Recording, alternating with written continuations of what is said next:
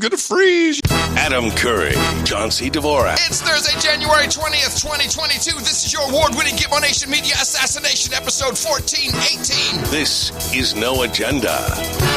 Lighters up, dimmers down, and broadcasting live from the heart of the Texas Hill Country, FEMA Region number 6 in the morning, everybody. I'm Adam Curry. And from northern Silicon Valley, where the catchphrase is, I'm not Joe Biden. I'm John C. Dvorak. It's Crackpot and Buzzkill in the morning. Is this the catchphrase? Yeah, I'm not Joe Biden. Oh, I hadn't heard this one. You watched the whole what thing. Biden said. He said, I'm not Joe Biden? No, I said I'm not Bernie Sanders. Okay. Yeah. Well, that's your beat, so I'm sure that you did tons of Joe stuff for today. No, I did not do tons. I did 3, maybe 4. That's more than enough. There were a couple of interesting things in there. But well, what was interesting, and I don't know if you know this, but this was recorded as the single longest press conference in the history of Joe Biden. Press Corps. Yes, of all people. Wait a minute, the longest one ever? Yep. Really now? That's according to some people measured. I think he beat Clinton had the longest one previously, and I think Biden beat him by 5 or 10 minutes. Huh. Well, that's weird. Hey, hold on a second. I had this great clip of Boris Johnson to kick everything off with, and it's like failing. Hold on, what's going on? What is this? While you do that, I'll go hang up my phone, which apparently is ringing. Yeah, please do that. Some guy named Carlos is asking me to... this is very odd. Can I play it over here? Check my Amazon account. Because it looks like I bought an iPhone 11 for some unknown reason. Oh. Yeah, and then it was shipped to the wrong person. I have to go to a website to cancel it. Did you click on it? Because clicking on that link is definitely a good idea. Well, I've told you my gag before. Let me go do this. Yeah, please, go ahead. I've got the clip, by the way. I got all that sorted. No, you need to hear it. I'll wait for you. This is too much fun to hear you give that guy some shit, whoever's calling you. Yes, this is what we do in the morning, everybody. Hello, trolls. They hung up. Oh, okay. So what I do. Yeah. So they got, it depends on which scam they're trying to run on you.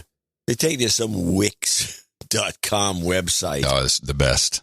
Amazon.wix.com or something. And you go there.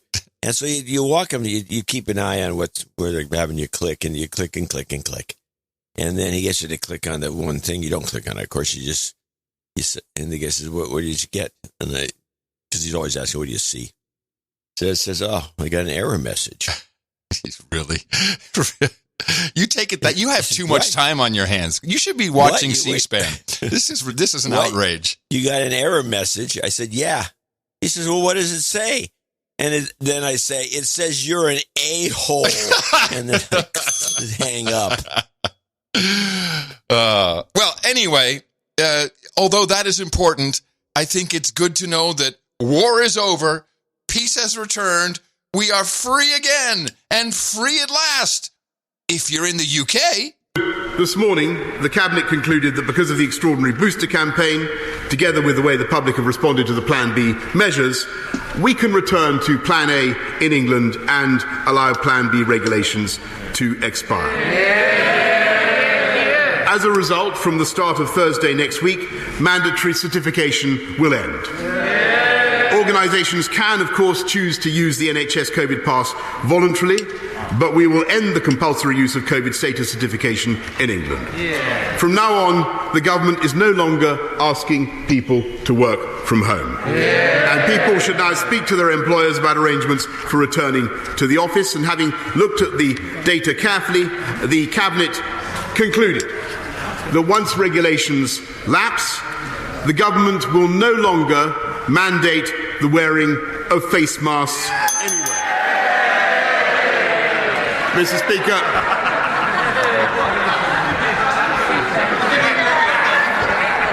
Mr. Speaker. They like that. Mr. Speaker, from tomorrow we will no longer require face masks in classrooms, and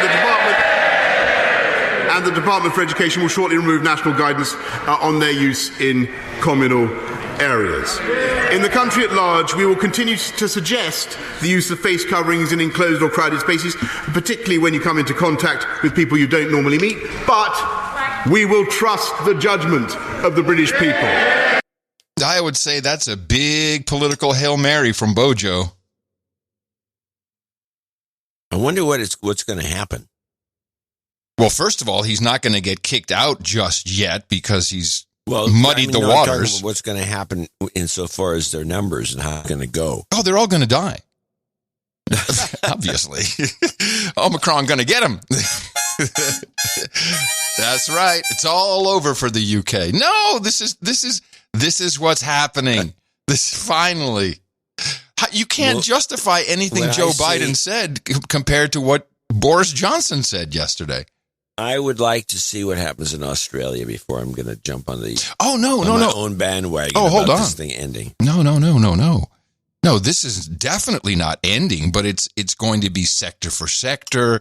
There's little chips in the armor. Now, this UK thing, look, they have a whole nother week. There is, I would say, a 70 to 80% chance it'll be something will be so horrific, the numbers will be so bad that they'll have to lock down to Plan C or something. Do you think it's going to be chinks in the armor or chips in the arm? Ooh. No. Sorry, it was good. It was good. It was good. A phrase. Well, but these things are happening everywhere. This is in Colorado. The state of Colorado has removed the requirement that healthcare facilities have a testing policy in place for vaccine-exempt employees. Parkview Medical in Pueblo is the first to go on record about eliminating the previously mandated testing. Lots of discussion at the state level and around the state in emergency rooms and hospitals about how we then go to this next phase if we're out of workers, out of testing, and people can't really provide the level of care that they're used to. And that's really called crisis standards of care. In a statement to KRDO, Parkview says the state health department has eliminated the requirement of weekly testing for employees with valid exemptions. They say we are following their guidelines. State health officials confirmed the change, but said some facilities may opt to continue testing. Facilities are still required to follow guidelines for infection control, including proper use of personal protective equipment and physical distancing. Well, so this is what we're hearing everywhere. Now it's just in the news. It's good. It's okay. You're just a drippy nose. Put your mask on. Schools also resisting. This is in California from NPR. In some school districts, students have organized to pressure their districts to improve COVID-19 safety precautions. The students are calling on the school district to provide weekly on-campus coronavirus tests, 1095 masks for all, and better outdoor seating so kids can unmask at lunch. They acknowledge that Oakland Unified is providing KN95 masks. What's that?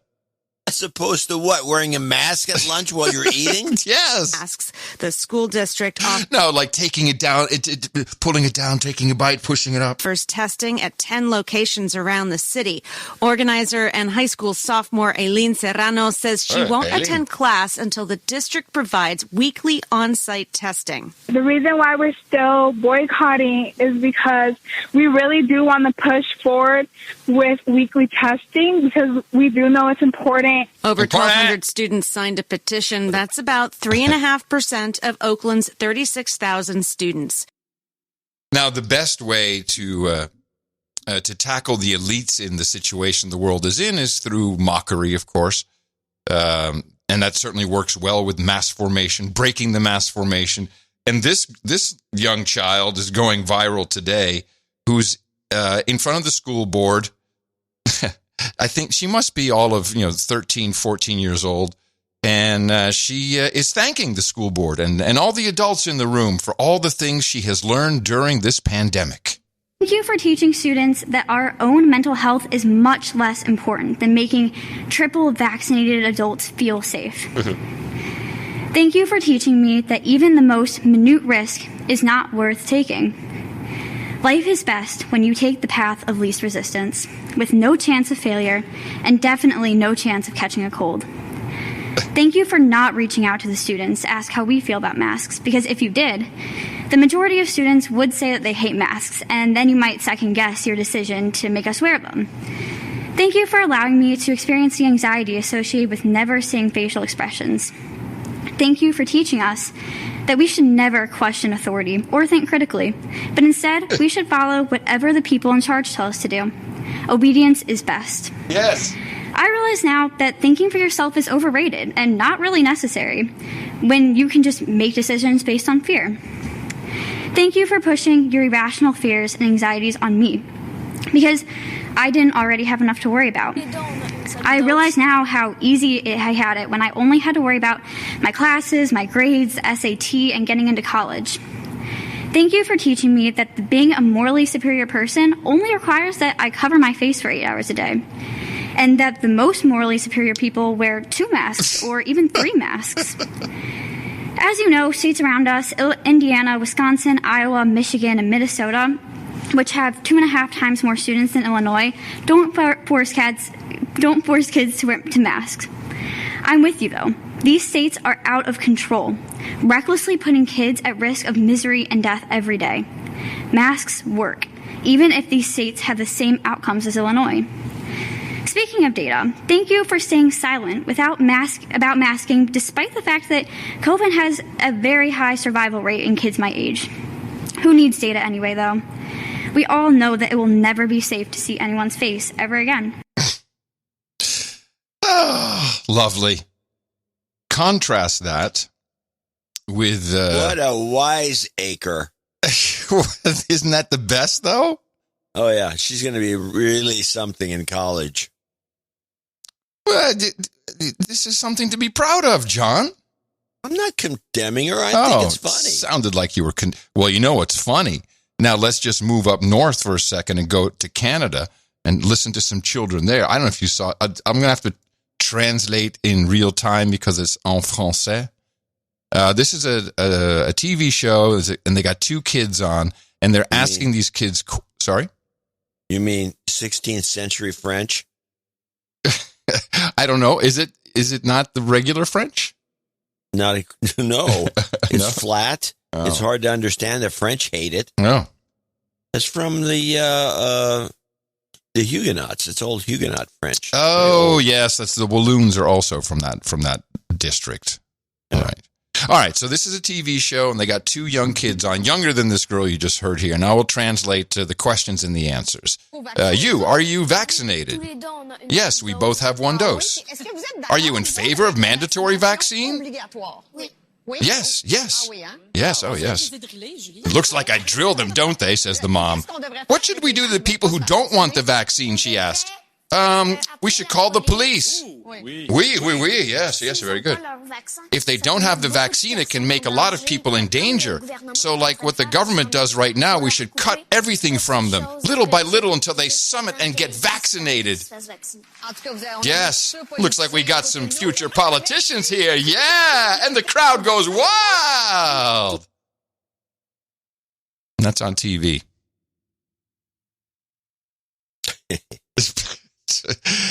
So, yes, you're absolutely right. It's not over it's not over here. We don't even, all of a sudden, the UK pulls ahead. What is this? Yes, this has been baffling to me, too, and I don't have an explanation, so I don't really have too much to say about it. I mean, I don't think it's just Johnson's bailing out. Somebody's telling him what to do. Well, he has... It may be one of these situations that let's do something. You're already doomed, Boris. Yeah. So let's do an experiment and see if there's something we can do to get this thing going again by screwing up and making a wrong decision. Yeah, it's possible. It's possible. Starbucks says it's no... I have the Starbucks clip. Oh, good, because I don't have one. Where is it? COVID Starbucks. COVID.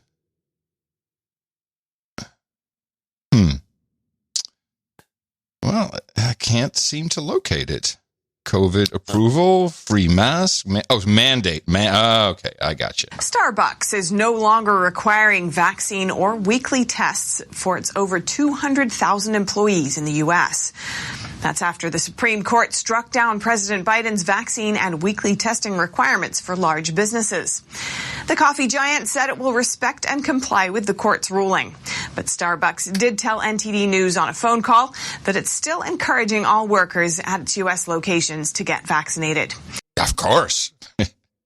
So now we're rolling out tests, and in fantastic old school Obama-Biden tradition, we roll out the website. And it just doesn't work right. Tonight, that new website where Americans can start ordering 4 free at-home tests, covidtests.gov, up and running a day ahead of the official launch tomorrow. Families across the country are already placing their first orders. Some who live in apartments having no problem. Others running into glitches when trying to order to the same address as other tenants. Nisha McCrae tried ordering for elderly relatives who live in apartments. I noticed it was saying that 4 tests have already been requested from this household.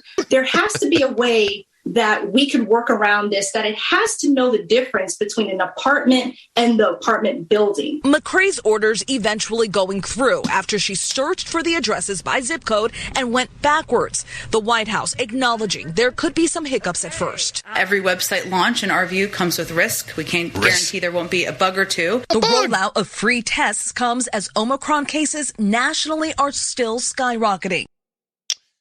So well, I'm going to dispute this. Dispute what?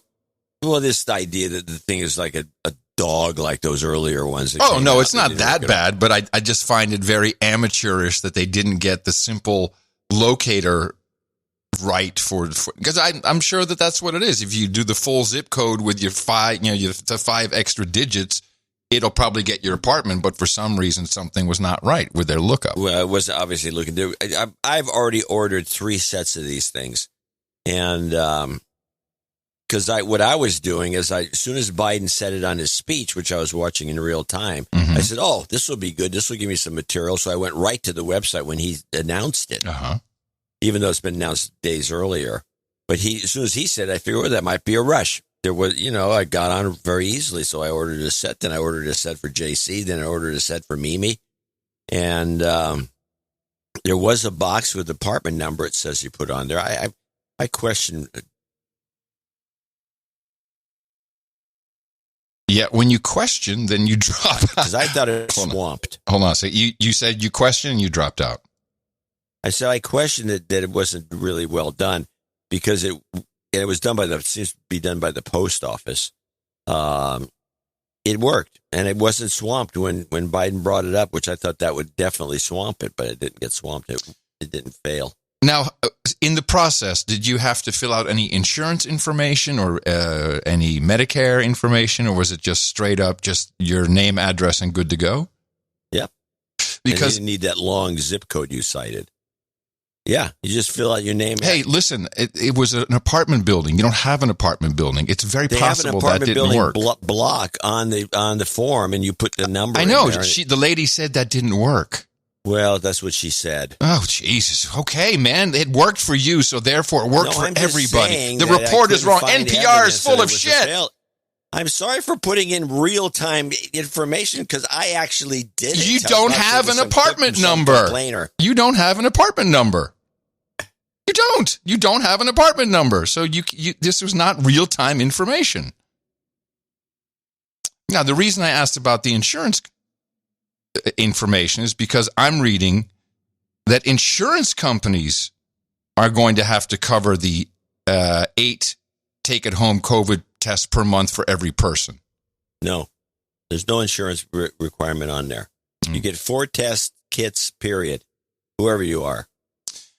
I'm reading, and I would recommend you and everybody else order some because you're paying for it with your taxpayers' money. Well, I think that's kind of the point. Listen, I'm just reading here from the Daily Herald that says insurance companies, not Medicare, will handle the free COVID-19 test kits. That's a lie. Wow, man. I mean, okay. Well, I'm asking you. If that's true, why don't they ask for any insurance number? That's why I'm asking. But that doesn't mean that this is a lie. You're reading is bullshit. No, it may be something else, John. Ever think of that? It could be something else. Okay, I'll explain how that works. I don't know. That's why I asked. Oh, geez. It's so useless conversation. But okay, you're right, always. You sound like Scott Adams. Oh, you're acting like a kid. I'm just telling you my experiences, and I don't see how the insurance companies can pay for this. You can defend the article all you want. I don't care what you think. Really. This is totally unnecessary.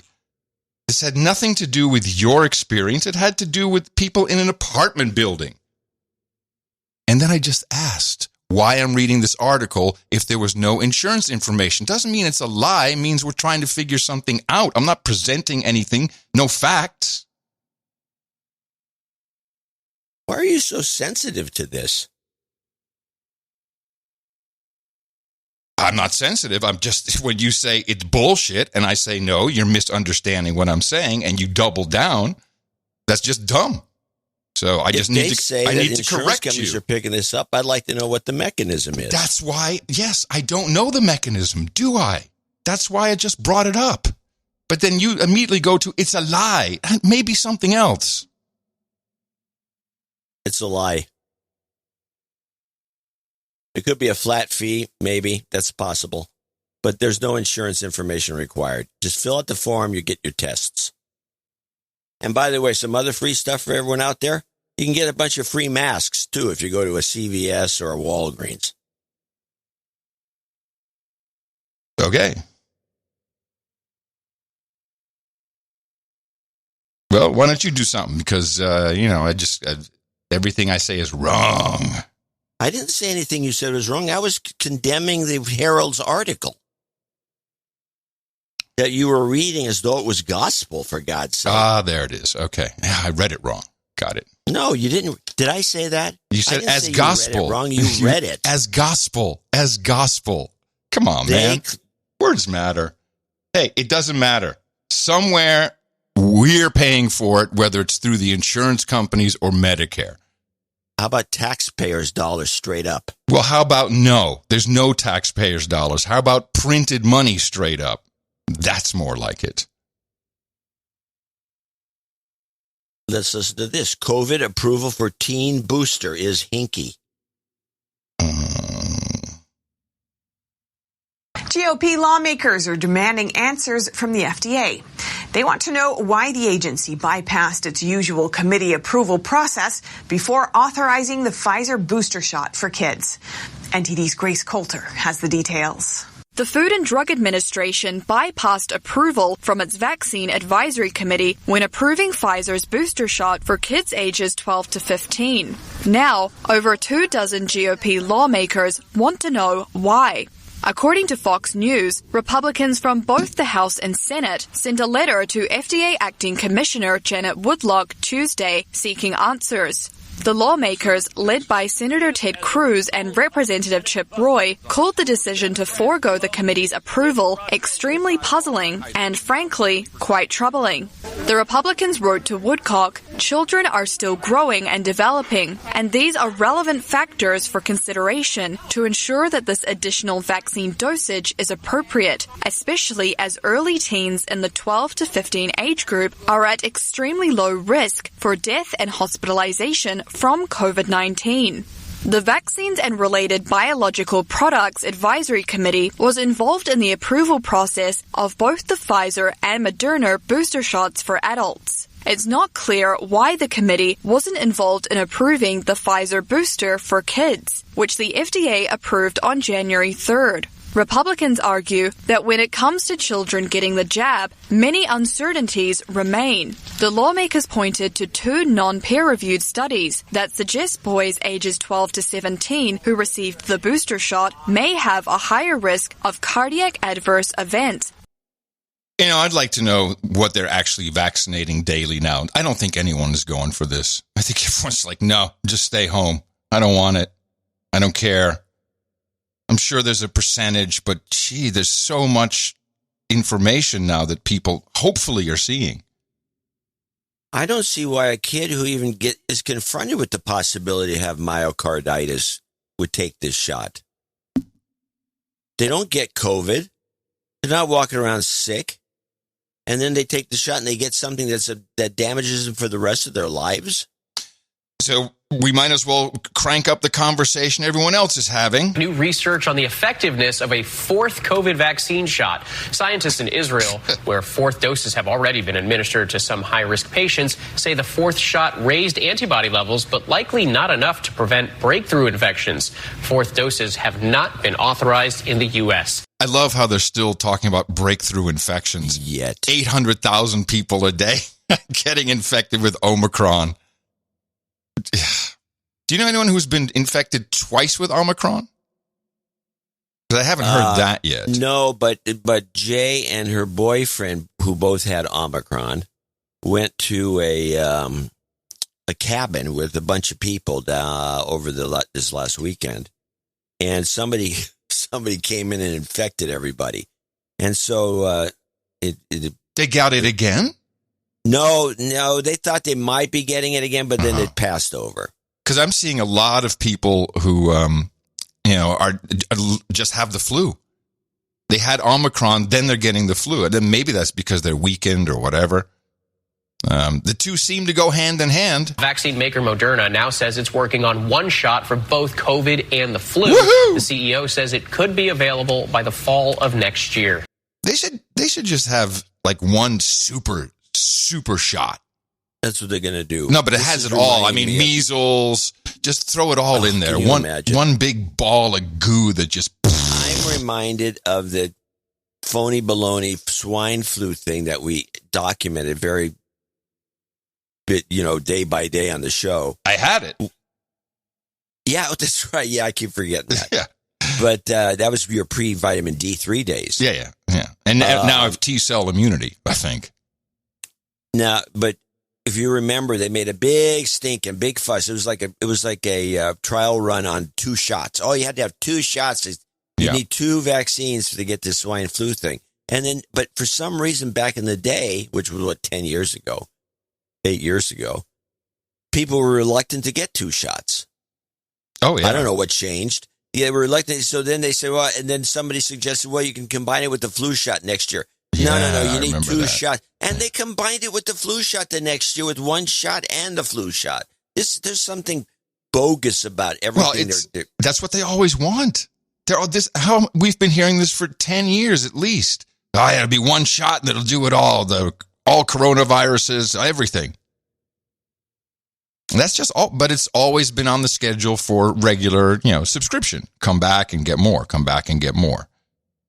Yeah, basically. I have one more from ABC about the fourth. We've been hearing plenty about a 4th dose. We have some places around the world who've already kind of moved forward with 4th doses for certain members of the population. But what are we learning now about the benefits of possibly now a second booster? What are we calling it? A 4th dose? How are we going to put it?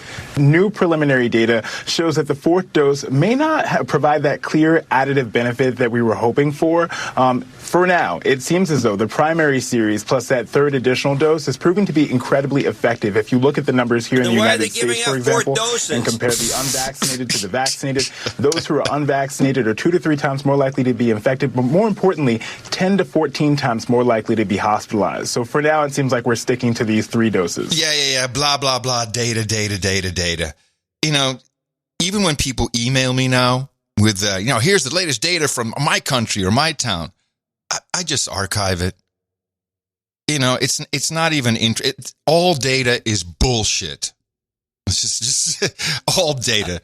How about this? This is just a big trial run to see how many doses people will actually put up with. Might be. I mean, I'm looking at a Pfizer contract. I don't understand why this is happening.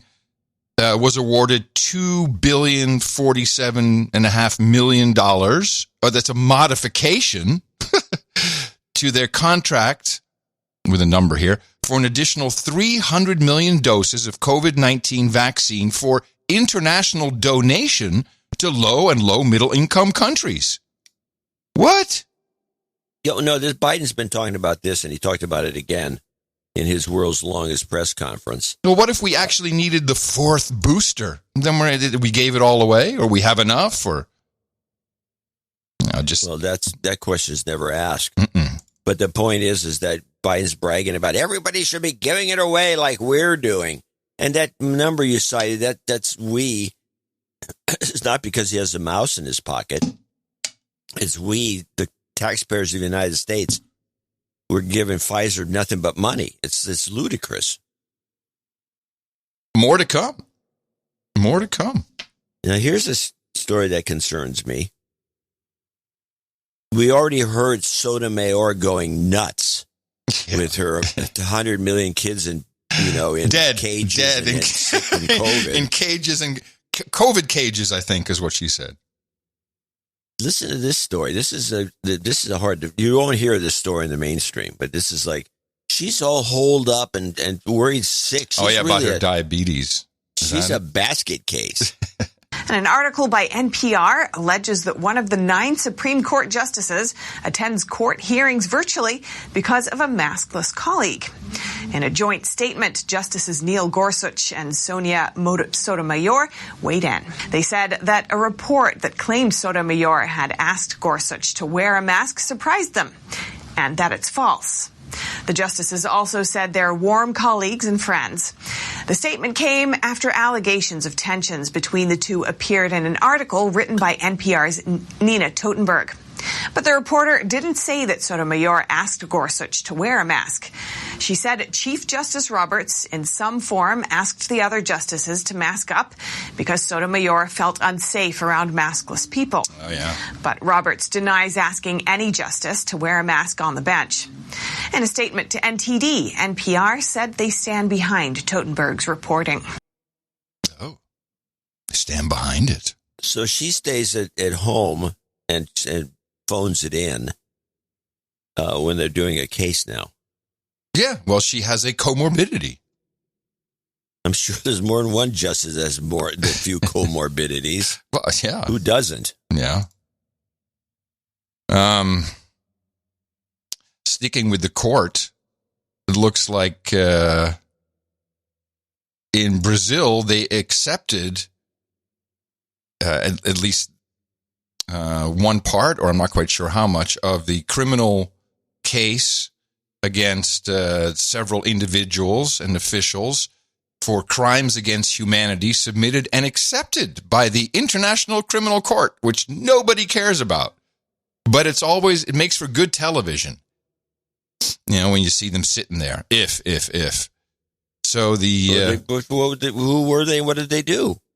Here are the people who have been listed as defendants: Anthony Fauci, Tedros, June Rain, the director of Medicines and Healthcare Products Regulatory Agency, that's the UK, Dr. Adif Shah from the Rockefeller Foundation, Peter Daszak, we know him, Albert Bourla, CEO of Pfizer, Stephanie Bancel, CEO of AstraZeneca, Pascal Soriot, CEO of Moderna, Alex Gorski, CEO of Johnson & Johnson, Boris Johnson, Christopher Whitty, who's the UK Chief Medical Advisor, Matthew Hancock, of course, Secretary of State for the UK, and Klaus Schwab. And it has a case. That'd be a great drinking club. It has a case number and everything. So this is the thing that the United States. I don't think. Do we even recognize it? We don't recognize it, do we? No, of course not. George Bush would be in jail. Yeah, he hasn't traveled since, I think. Well, here's another situation that's developing. This is, we talked about Austria's making a mandate. Everybody has to get the shot, whether you like it or not. Seems like it. France. Yeah. Is under, unfortunately I spelled COVID with a P. Listen to this French mandate thing. This is becoming a real problem in France. The French government is set to implement a vaccine mandate unless the highest court votes against it. NTD correspondent David Vivas meets with a lawyer working on the dispute. Around 60 senators appealed to the Constitution Council, the highest court in France, to see if the Vaccine Pass law violates the Constitution. This new law, which had a rough ride through Parliament, with opposition parties finding some of its provisions too tough, will require people to have a certificate of vaccination to enter public places like restaurants, cafes, hospitals, cinemas and long-distance trains. Lawmakers in the lower house of parliament voted 215 in favor of the vaccine pass bill to 58 against, paving the way for the law to be applied. Wow. But senators from different groups say this law goes against personal freedoms, such as the freedom to come and go and the freedom of expression. Attorney Diane Protat worked on the text with senators to dispute the bill. One of the measures is a mandatory vaccine for all workers and employees. Protat says this measure might make 5 million unvaccinated French lose their jobs. Of course, it's a social disaster. There were already 10 million persons who were poor in France. And if you put 5 million plus 10 million of people who doesn't have money, you will have an explosion of poverty in France. She says other measures might change forever the way rule of law works. People's ID and certificates of vaccination will be monitored not by police, but by employees or persons in charge of the places where people want to enter. Protat says this is how things will end up, since there wouldn't be enough policemen in France to monitor the entire population. You cannot imagine that every lunchtime in France, all the policemen will not go to check in the bars all people who are coming. So the solution for the state is to ask to any one of us to be the policeman or the judge of someone else, because they don't have the money, don't have the power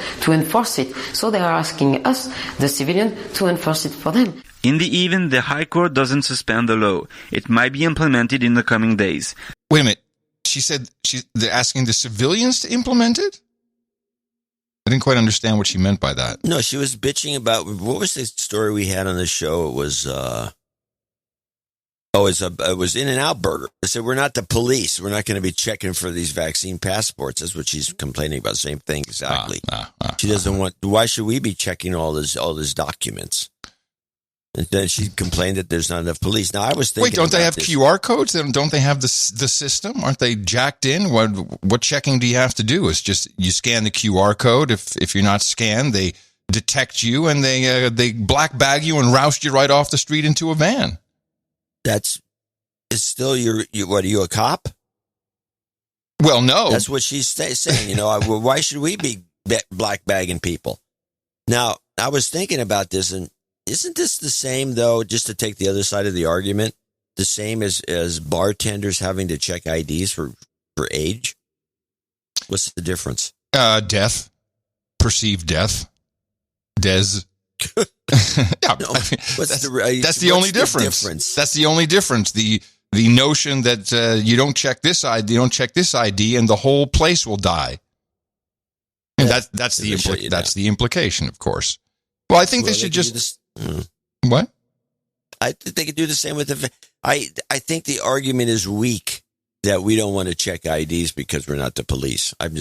Well, that's a form of resistance. It's a weak form. That's the French version of resistance currently. That's the best they can do. Yeah, well, yeah. Did you notice the vote, by the way, is overwhelming for the mandates? Three quarters. In Canada, the officials finally had to come clean, kind of on this tip of surveillance. The Public Health Agency of Canada confirmed media reports just before Christmas that it had secretly accessed location data for 33 million mobile devices to monitor the movement of Canadians during COVID-19. That number represents roughly 87% of the population who were spied on without any knowledge that the government was accessing their data.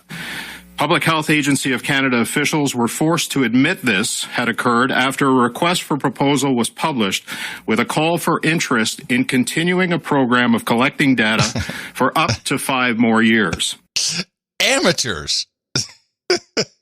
Wait, so am I getting this right? So some idiot put out an RFP to continue the program. It didn't mention it. Oh God, that's the best ever. Oh yeah. In Hong Kong, they kick it up a notch. We got to, if we can terrorize. Look, we may not be able to terrorize all the children because their parents just may not give them the vaccine, but we can still terrorize children whenever we want to. Authorities in Hong Kong want pet stores and pet owners to hand their pets over for culling over fears that they could pass COVID-19 to people. It is estimated that at least 2,000 hamsters will be euthanized after a pet shop employee became Hong Kong's first patient with an untraceable COVID-19 infection in 3 months. The government made this announcement after 11 hamsters at the Little Boss Pet Shop tested positive for the virus, according to Insider. Oh, man. This is so cool. Turtles, everything's got to go. Well, the hamster thing is, they're going to cull all the hamsters. Yeah, they're close to the ferret. But how did they get the swab up the little hamster's nose? That's what I'd like to know. Have you ever seen a hamster's nose? No. It's like the size of a pinhole. I don't know how you get the swab. I've not tried to swab a hamster. To check him for COVID. Give me a break. I have not done that. The mass formation still in place, though. I think we had a beautiful example of exactly what the progenitor of the thesis, Professor DeSmet, said is 30% are all in, 30% are not hypnotized, and there's 40% in the middle who just kind of sway back and forth. All you need is about 10 or 15% of that bit in the middle, and you can start changing the balance and moving it over towards people awakening. And this happened, and we were a part of it. And so I want to welcome this human resource back into the fray and welcome him with warmth and love, and not scorn and ridicule, because it's very hard to take the L. Scott Adams took the L. Because the new brand of trolls all have the same quality. They don't have any complaint. They just say things like, "Stop, Scott, stop. Just don't do it anymore." And I'll be like, "What? Stop what?" I'm not even sure what the topic is. And then the LOL trolls, "LOL, Scott, LOL. You're coping. L." And so I thought to myself, I should take these people seriously. There are so many people telling me that I'm experiencing cognitive dissonance. And my first impression was, well, that's obviously projection. You're the one who's experiencing it. You're projecting it on me. But you know what the problem with projection is? You never know who's doing it. Am I projecting on my critics, or are my critics projecting on me? And how would I know? Well, I decided to go with the crowd. And the crowd has decided that the problem is on my end, and so I've decided to take the L and admit that I'm afraid and coping. Yes, and it worked. Ridiculing him, Ben Garrison's cartoon, I think, did a lot. I'm sorry you played this clip. Why? Was this? Well, because the clip began a series of sarcastic remarks, which he continued for about an hour. I know. I'm not done. Oh, you're going to play the... Okay, I thought we were going to not do Scott Adams stuff, but okay. Well, what did you want to say? Because what I heard him say, you clearly watched it. I heard him say he was taking the L because he made a math error, but that he was alerted to it by the informal polls he did on Twitter. And when 46% of people said, you're wrong, in essence, that's when he decided to take the L. Now, was he being disingenuous? Separate issue. You clearly think he was disingenuous. Well, he was very disingenuous. His final conclusion was, I mean, I don't really want to discuss this, to be honest about it, because I don't think we should be doing Scott Adams deconstructions. But he was being sarcastic. Everything you played there was sarcasm. And he actually took it up 2 or 3 notches from there with more sarcasm. And it took probably a half an hour before the chat room realized what was going on. And they kind of got very irked about it. Oh, no, to me, it was just he admitted it, and then he did his best to claw back everything he could and make it not his fault. But that piece, to me, I think that might have been sarcasm, but it was truthful. That was my impression. So you had a different impression. I don't think you listened to the whole thing. I did. Why? Did he at the end say, psych, it's not true? He was saying stuff like, I'm just telling you, that part of it was just his lead into suckering. It was a sucker's game. I watched the whole thing. Where he says, I've decided I'm not going to care about my personal safety or my longevity or my survival because... I think you misunderstood that. He was saying, he was being sarcastic about math versus mind reading. No. I just listened to it within mind that it's a sucker's game. He did this to it's totally a psych. He really went out of his way at the end to just pound it home that, that the vaccine was going to save lives. And that's not important. Vaccines will save you. It'll save my life, but it's not important because it's more important. No, I heard all that. But to me, that was him airing his defeat. I don't know. I just took it differently. That's okay. I could be wrong. Oh, yeah. Well, he doesn't do that. He didn't do it this time either. I think it was a very coy way of doubling down. Okay, it's possible, but then in that case, he's an idiot. Then he ruined it because we don't have to deconstruct him. But you and I both know there's times in life, and we've both had these instances where you have to take the loss on something because you will not have a life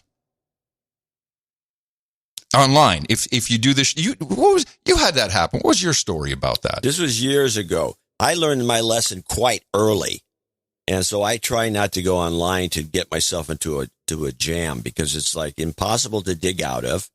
I mean, I'm still digging out of the mouse comment from 1984. That's because it's been changed into some. You're very fine people. Lie. They lie. They change your. In fact, I had caught one guy. It's your very fine people moment. Yes, exactly. Yes, it's exactly the same as the very fine people situation. Right. But what was the thing you were going to tell us?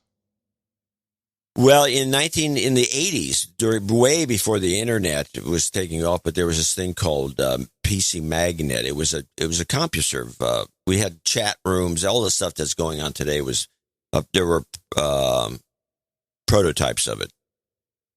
Proto chat rooms and all the rest.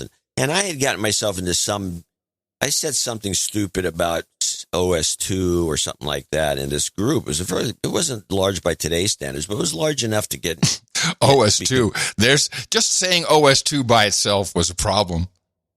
I'll tell you this: if you were back in that era, if you had said anything about the what was the Amiga OS? Oh my God! Oh, you couldn't say anything. Insane. I liked Rex, by the way. I liked trying to program in Rex. Wasn't that the OS2 scripting language? Yes, it was. So I said something, and it got some people bent out of shape, and then it started to snowball behind my back. And I went and I looked at it, and I said, this is no big deal. I'll just let it go. But the more I let it go, the more it was getting worse and worse, and these people were just hating and hating and hating. It was just a lot of hating. And so a friend of mine, Dave Whittle, who worked at IBM at the time and had gotten a hold of me, called me and said, you got to do something about this. This is out of control. You have to apologize.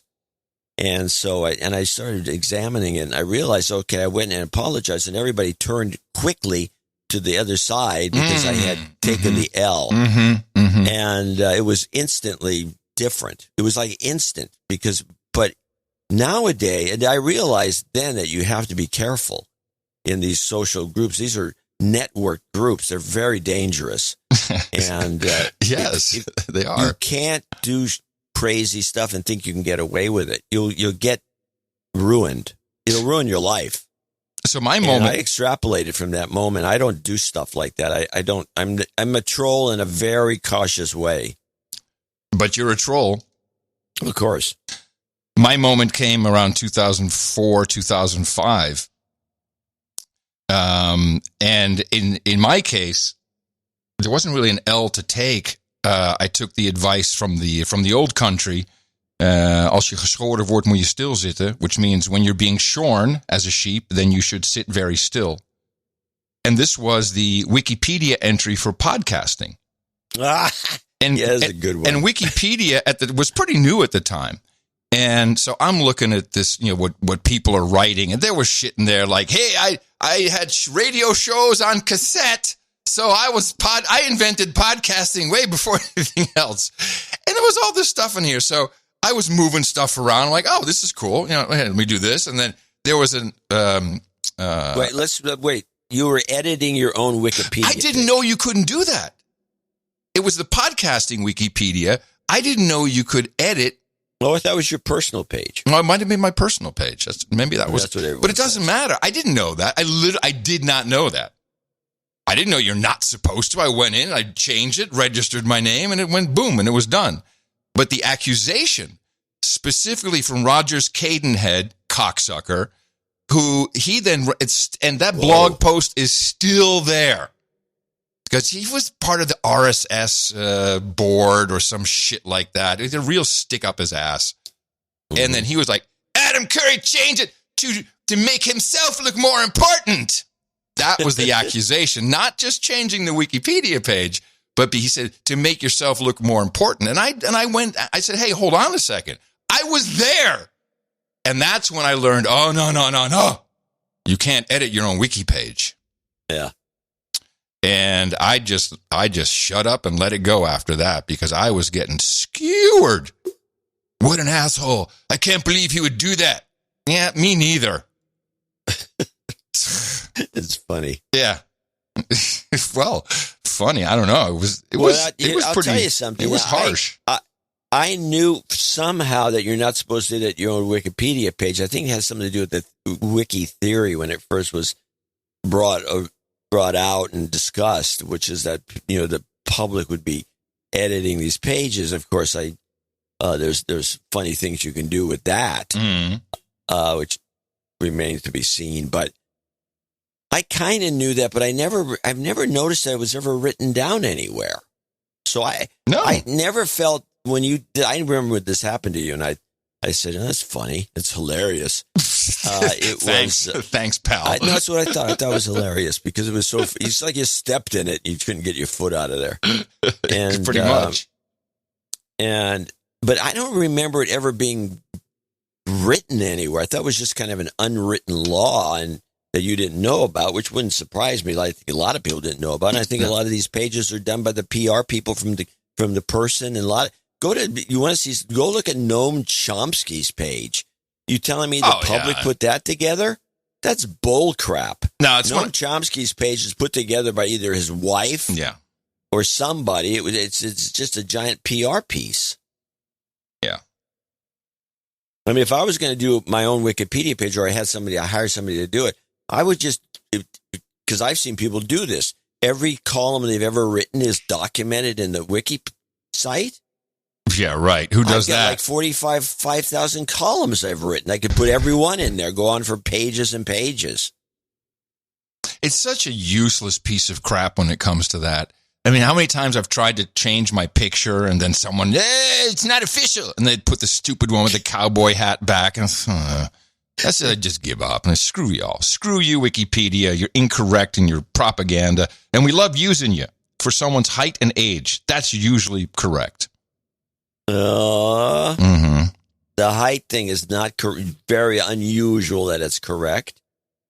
There's a lot of misinformation put on Wikipedia. Yeah, I think it's good for just on some when you have an ambassador or something like that, and you want to see what schools he went to. It's good. I think it's good for spook. Yeah, I was just going to say it's good for spook spotting. That's exactly what it's for. Let me see if it has my. Yes, it has my height, 6'5". So somebody will go in tonight and change it to 5'2".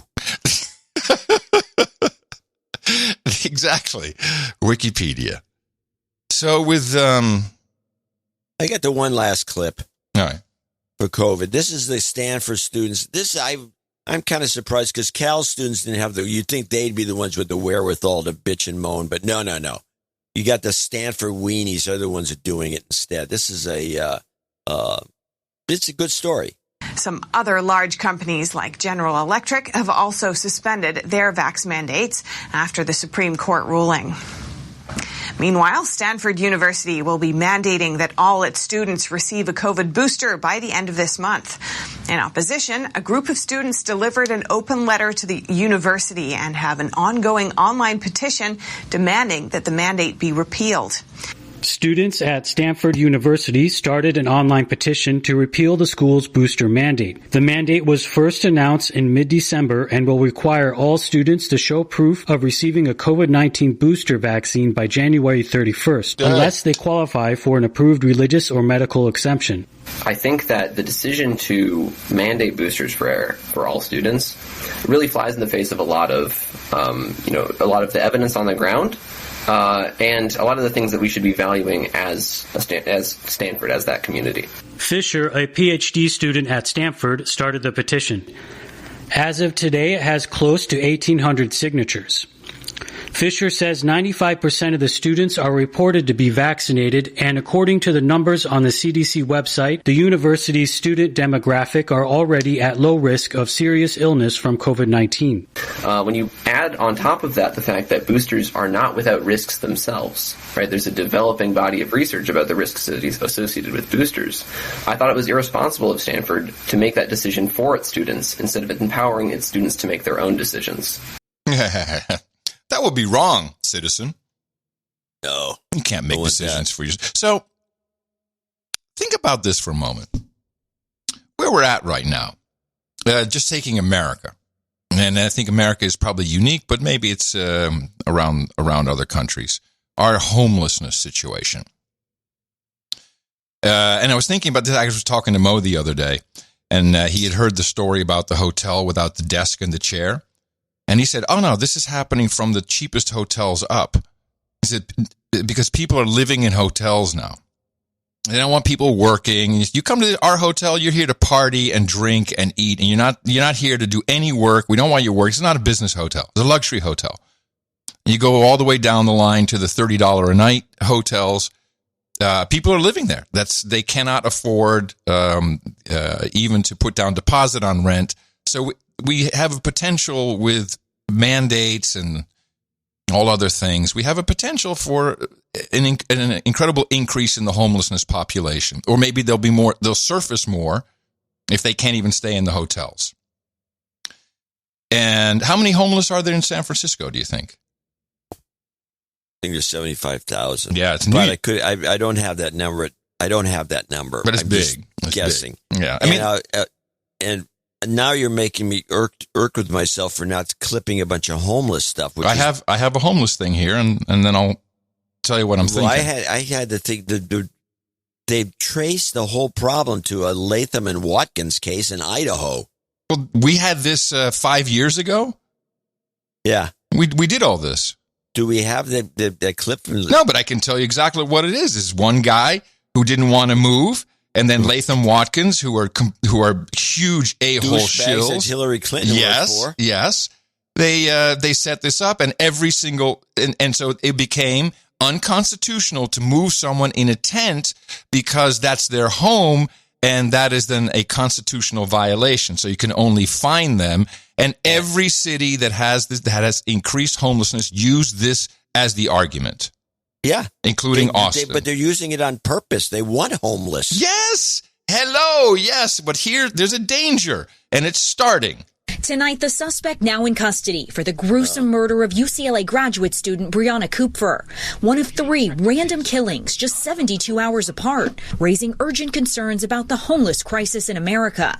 Kupfer's accused killer, Sean Laval Smith, who was out on bail, has a lengthy arrest record in California and the Carolinas, including vandalism, trespassing, and weapons charges. Smith allegedly stabbing the 24-year-old in the middle of the day at the furniture store where she was working alone, seen in this surveillance video just minutes after the murder. Kupfer's heartbroken father in shock. You don't want to hear it. You want not believe it. That same day, Los Angeles police say another homeless man, Carrie Bell, struck 70-year-old nurse Sandra Shells in the face at a bus stop, her skull fracturing as she hit the ground. It's sad to hear, getting ready to retire, and this is what happens. Police found Bell, who's been arrested previously in several states, sleeping a short distance from the scene of the attack.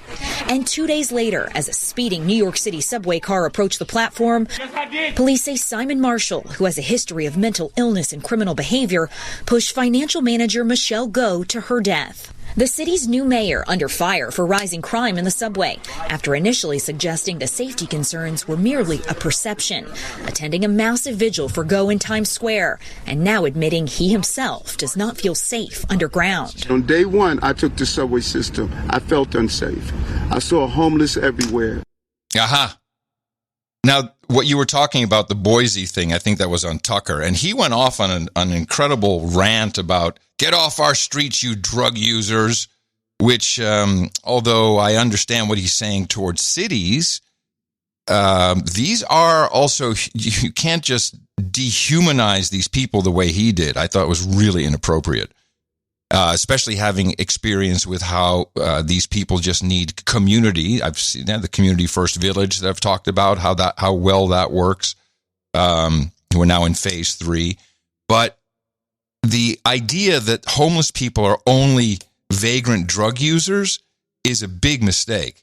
I mean, I am in contact at any given moment during the week with 2 to 5 homeless, no agenda producers. And some of them travel around, they couch surf, some sometimes sleep outside, once or twice maybe someone in a car, but they don't even have vehicles. And these are not stupid people. They're not, now, do they have abuse issues? Possibly. Drug issues? Possibly. Loss of family? Most likely. Economic woes that got them into this situation. So they're looking for community. This is why the No Agenda meetups work. Every human being needs community. It wouldn't take much with 100,000 people in New York, 100, maybe it's less, 75,000 people in San Francisco. How many maybe hundreds of thousands in Los Angeles? It wouldn't take much for one charismatic leader to stand up and they might listen to him. They all got cell phones. If we've talked about Demolition Man, you ever see Demolition Man? We have the people below and the people above. Yeah, it's a great movie. I think this has a real chance of happening in the United States. And man, you don't want these people going out raiding everything, which is already happening. We're already seeing the smash and grabs in the expensive stores. We're seeing the low end just walk in, take whatever you want from the Walgreens. What if a Wesley Snipes steps up and says, "Hey, follow me"? They could get pretty bad. We could have a homeless apocalypse upon us. There's a show title. I have the clip if you want to just revisit briefly the Supreme Court. Well, before you do, Idaho thing. I think that the authorities would take that guy out so fast your head would spin. Yeah, like they take all other violent criminals out. Well, that violent criminals are one thing. Violent leaders, it's different. And what if it's just a virtual guy? Just the guy who's somewhere doing a podcast? Anything's possible. To revisit from... I've thought about this too, and I think it's yeah. What do you think? I think if the population, the homeless population gets too big, and I think they're trying to grow it, something bad could happen. Here's a quick revisit of the Supreme Court rejecting I think it was the Ninth Circuit, another bunch of douchebags, who set this whole thing up. Today, the Supreme Court denied without explanation the city of Boise's petition to appeal what's seen as a sweeping ruling in the federal Ninth Circuit from last year.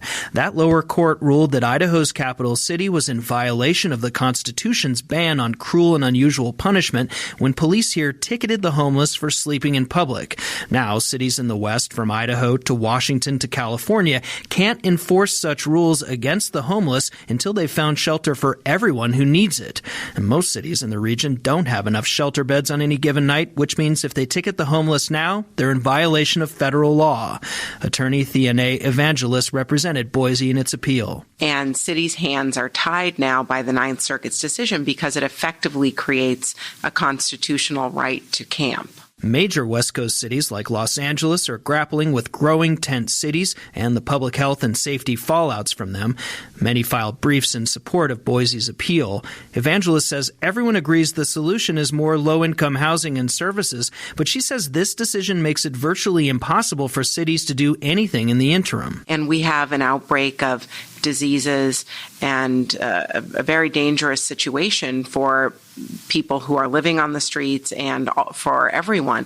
And the city needs to have the tools available to deal with growing encampments. In a statement, Boise's outgoing mayor, Dave Beater, said he hopes the city's next administration continues to fight in federal court to get clarification about how to comply with the law. That's seen as unlikely, at least here. The mayor lost in a heated election this month to a more liberal Democrat who had criticized the city for criminalizing homelessness. Maria Foscarinas heads the National Center on Homelessness and Poverty, which helped represent the Boise homeless who brought the case. She says the court has now affirmed that ticketing or jailing homeless people isn't working. The solution is addressing the root of the problem, which is that people can't afford a place to live. People don't have access to the services they need. Foscarinas hopes this news will force cities to stop turning to the courts and start finding long-term solutions. Yeah, that was 3 years ago. That's working out well.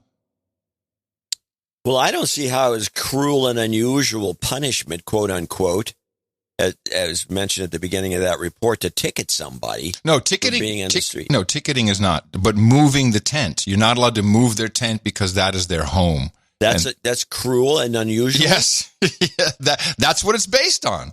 You're on the street, you're in somebody's way, and you get moved. That's cruel. And it's what galls me about this use of cruel and unusual in this case is because Scalise, the old timer that died mysteriously in Texas with the pillow over his head, the pillow over his head, he made a big stink about when during that Abu Ghraib era and the CIA's use of torture, especially the use of torture, he made the claim that it's not cruel and unusual punishment. No, it's enhanced interrogation.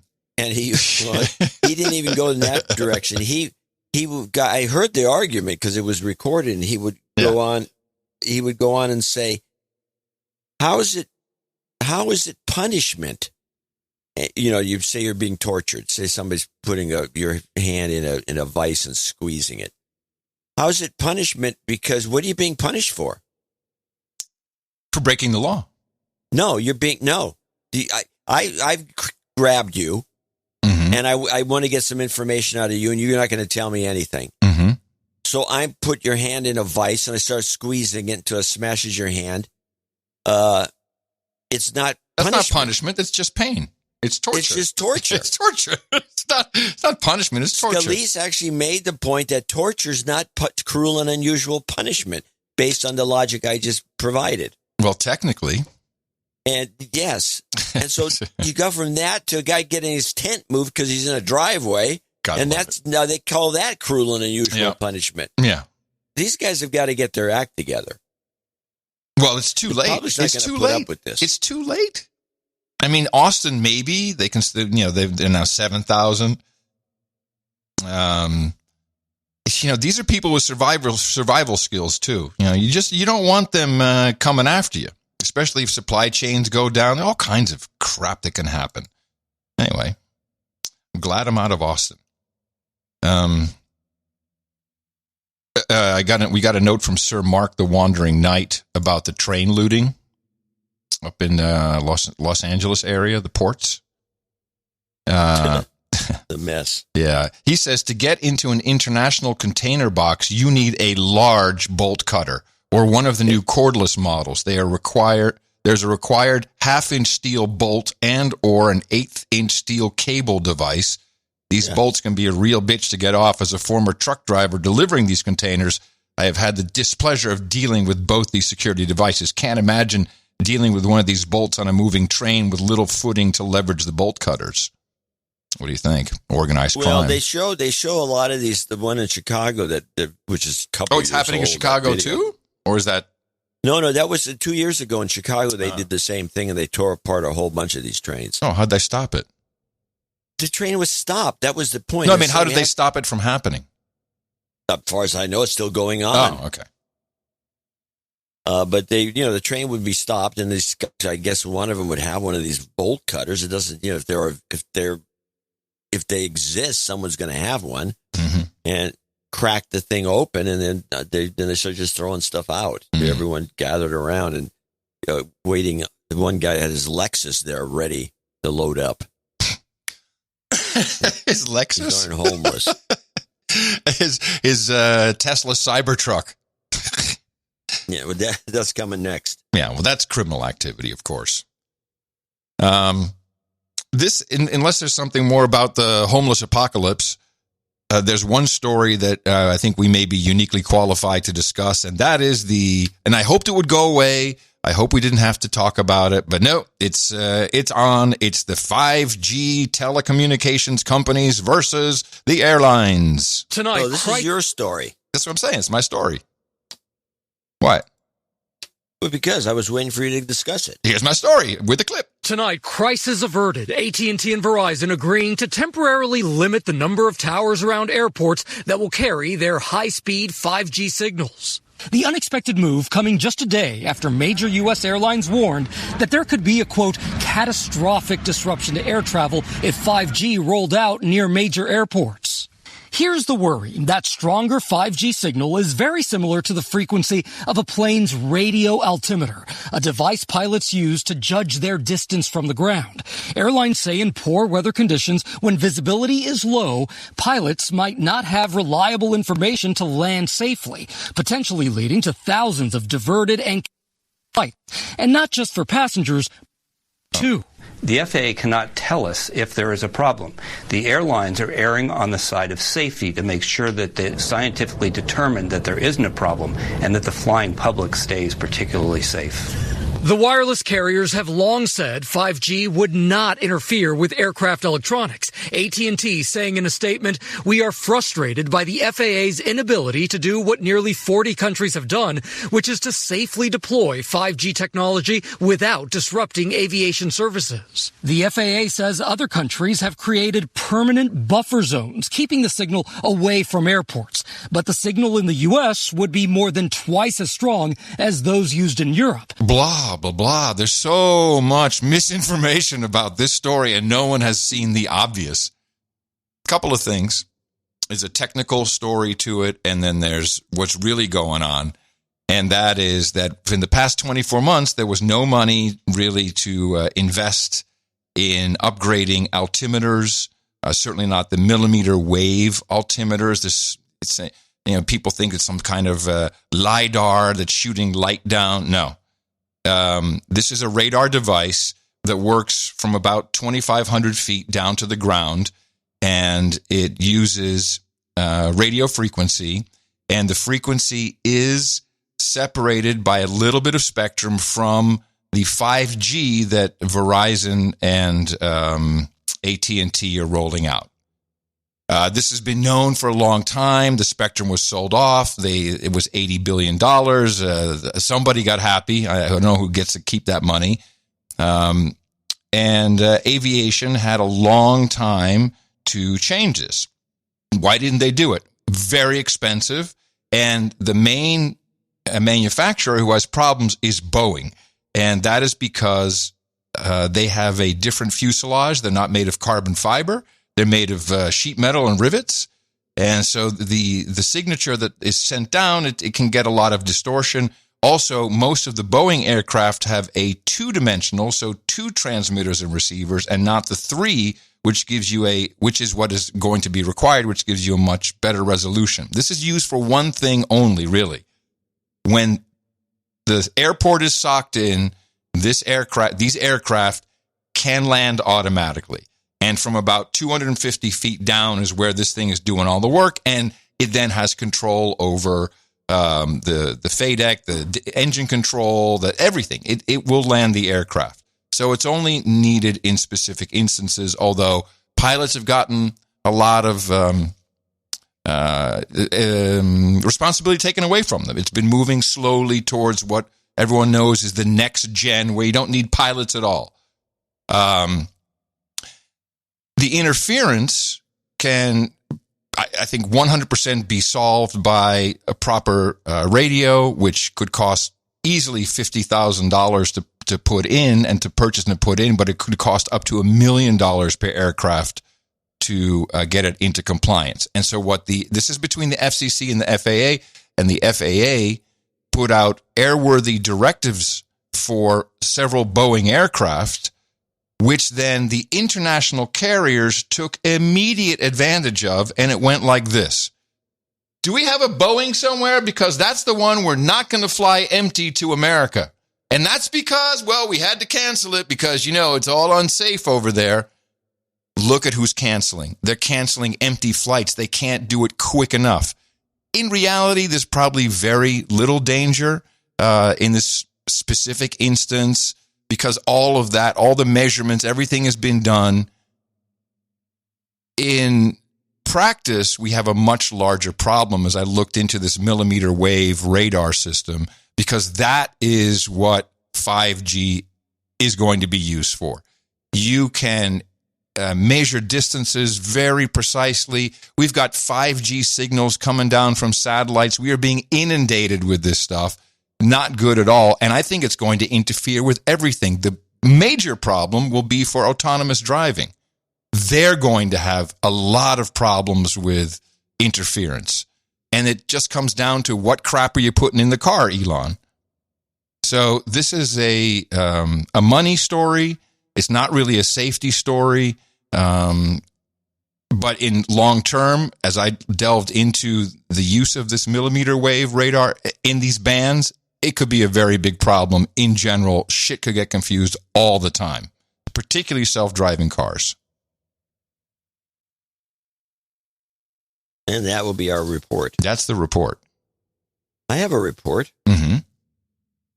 This is a letter came in from producer Chris. Hi, John. On episode 1416, a donor wrote in that she was asked about her vaccination status prior to having a breast MRI. She mentioned that they wouldn't perform one on her if she had recently taken the booster into her life. I have been an MRI technologist for 12 years, and I'm happy to report on this. Yes.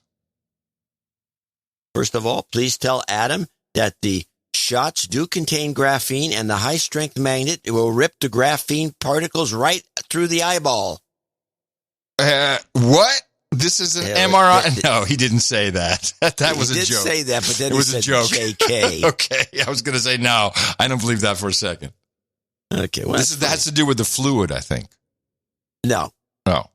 Early on in the vaccine program, radiologists began to notice that the C-19 shot enlarged the lymph nodes in the surrounding breast tissue on the side the shot was administered. This would result in them reporting false positive exams and or overlooking cancer that was there but remained disguised by the reaction from the shot. For a period of time, the ACR was not recommending breast screening tests be performed up to 1 year after receiving the vaccine. Now, I believe the recommended wait time is 4 to 6 weeks. This all differs from place to place. Either way, this adds an additional challenge to our radiologists who read these exams.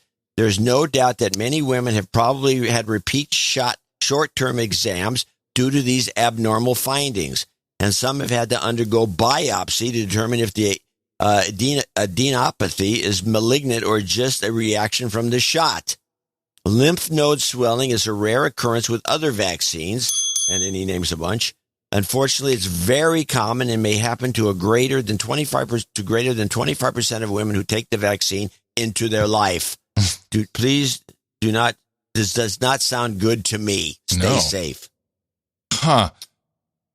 So there you go. Straighten that out. Lymph nodes.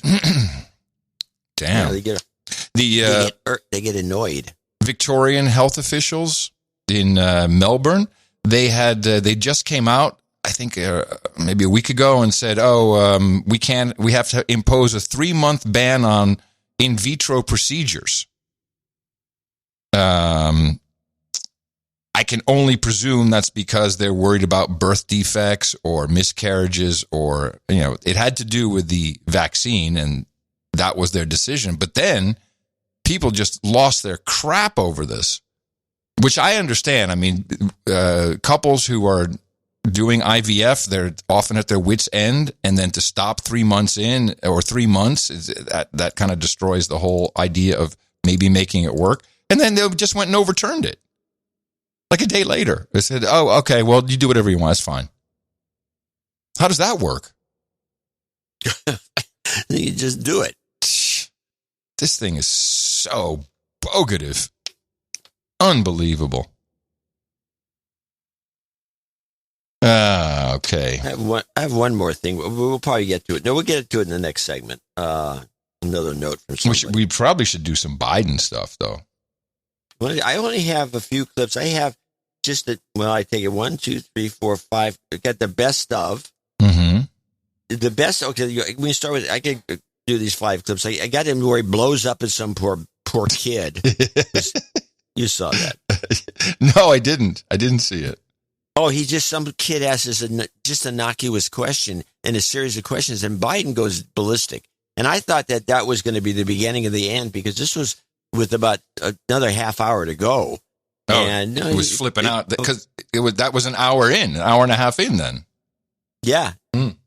And I was just, I watched the whole thing from beginning to end and recorded it. And I was just, and when Biden says, "I'm going to go as long as you guys want," you're like, "It's over." I'm surprised you didn't text me. Watch him die.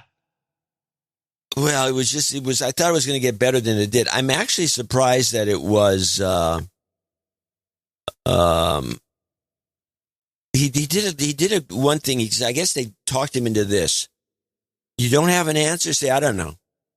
Or, "Got me." And then go to and ask somebody else. At the very beginning of the press conference, he had his little list of who to call on, and they were rereading their question like good little boys and girls, and he was reading the answer.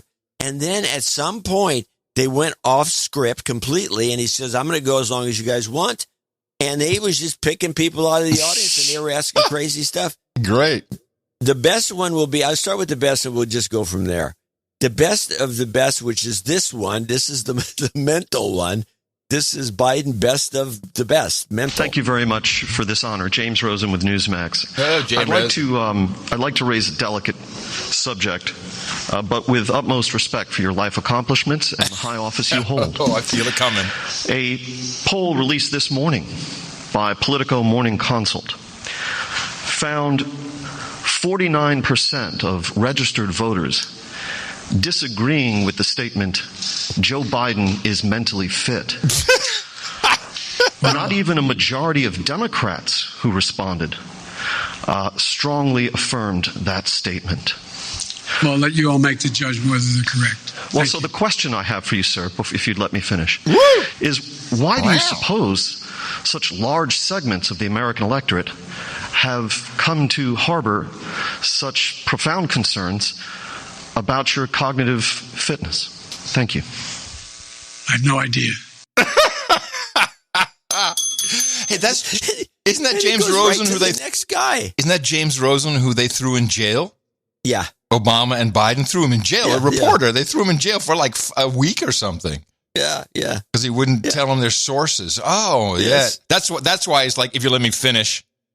Oh my God, it's like he should do a podcast with him. So he does that, and Biden goes, "I don't know." Then he points to somebody else, and they go off from there. There's no follow up. Wait a minute, let me back that up with Donnie Deutsch. This is short, 33 seconds, of course. Donnie Deutsch, who's on MSNBC, the Morning Joe show, ex-advertising dude from back in the day. We all know Donnie Deutsch. And so now he's a pundit, and he threw Brandon under the bus? Your audience is not going to be happy with what I have to say. Is I don't think he's come across as an inspirational figure.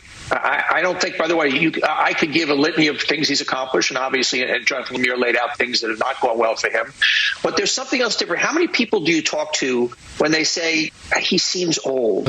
and I don't mean that as an ageist thing. Yes, you do. And it really started with Afghanistan, where he just didn't seem to have his hand firmly on the wheel. And I think a lot of this has to do with the messenger versus the messages itself. He doesn't feel in charge. Ooh, he doesn't feel in charge. Donnie. Them's fighting words. Yeah. Now, here's where he blows up at the poor kid.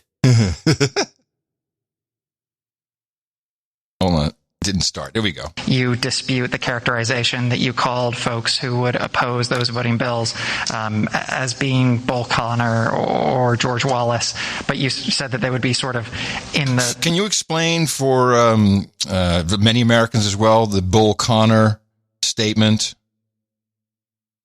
The comparison? Bull Connor refers to, I think, Birmingham, Alabama chief of police, who was a gum-chewing guy, talked like this. He's the worst kind of guy you can imagine. He's chewing up, maybe he got some tobacco in his mouth, but he'd be talking about, he said, about the Negroes, and we have to get them, we get to get them under control. And when was he around? And when he was around, he was 30s? The one that was associated most with the Birmingham spraying these poor blacks that were simply protesting in the streets with water cannons, and then sending dogs after him. We ought to get the dogs. The dogs are going to get him out of here.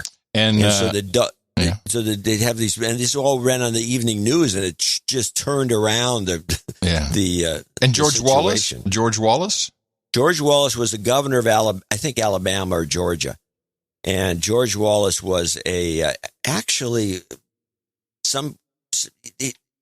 in hindsight, people think that he may have been somewhat misunderstood and just a populist going along with the program.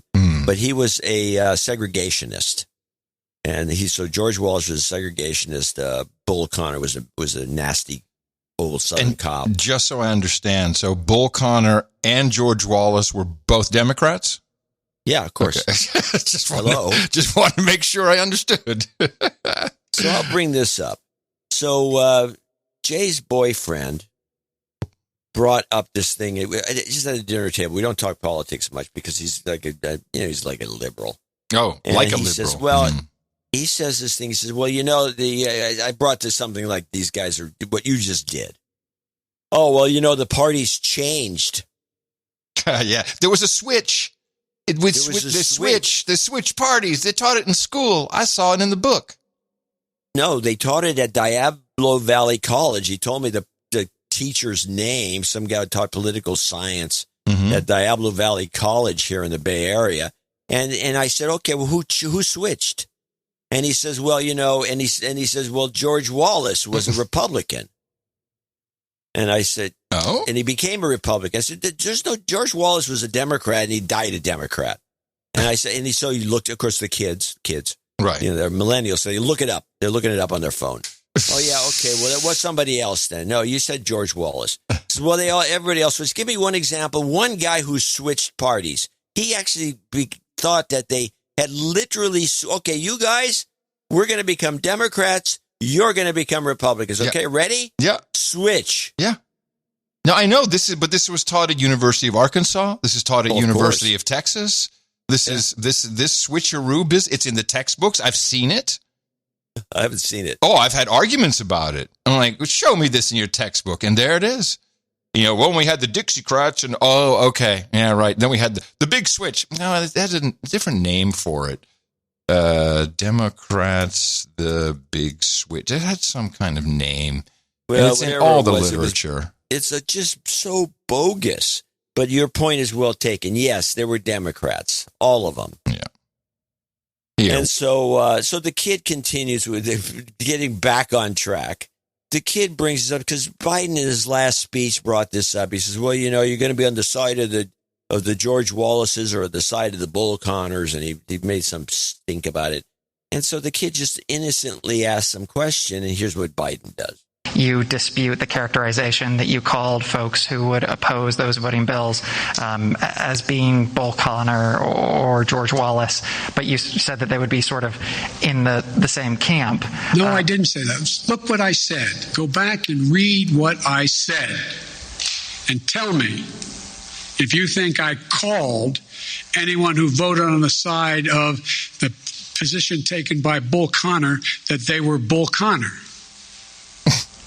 What? And that is an interesting reading of English. I assume you got in the journalism because you like to write. Oh, hold on a second. Oh, my God. This is fantastic. He's unhinged. Let me just hear this beginning here. Look what I said. Go back and read what I said. It sounds like me when I'm mad at you. This is great. And tell me if you think I called anyone who voted on the side of the position taken by Bull Connor that they were Bull Connor. Uh-huh. And that is an interesting reading of English. I assume you got into journalism because you like to write. So did you expect that would work with Senators Manchin or Sinema? No, here's the thing. There's certain things that are so consequential. You have to speak from your heart as well as your head.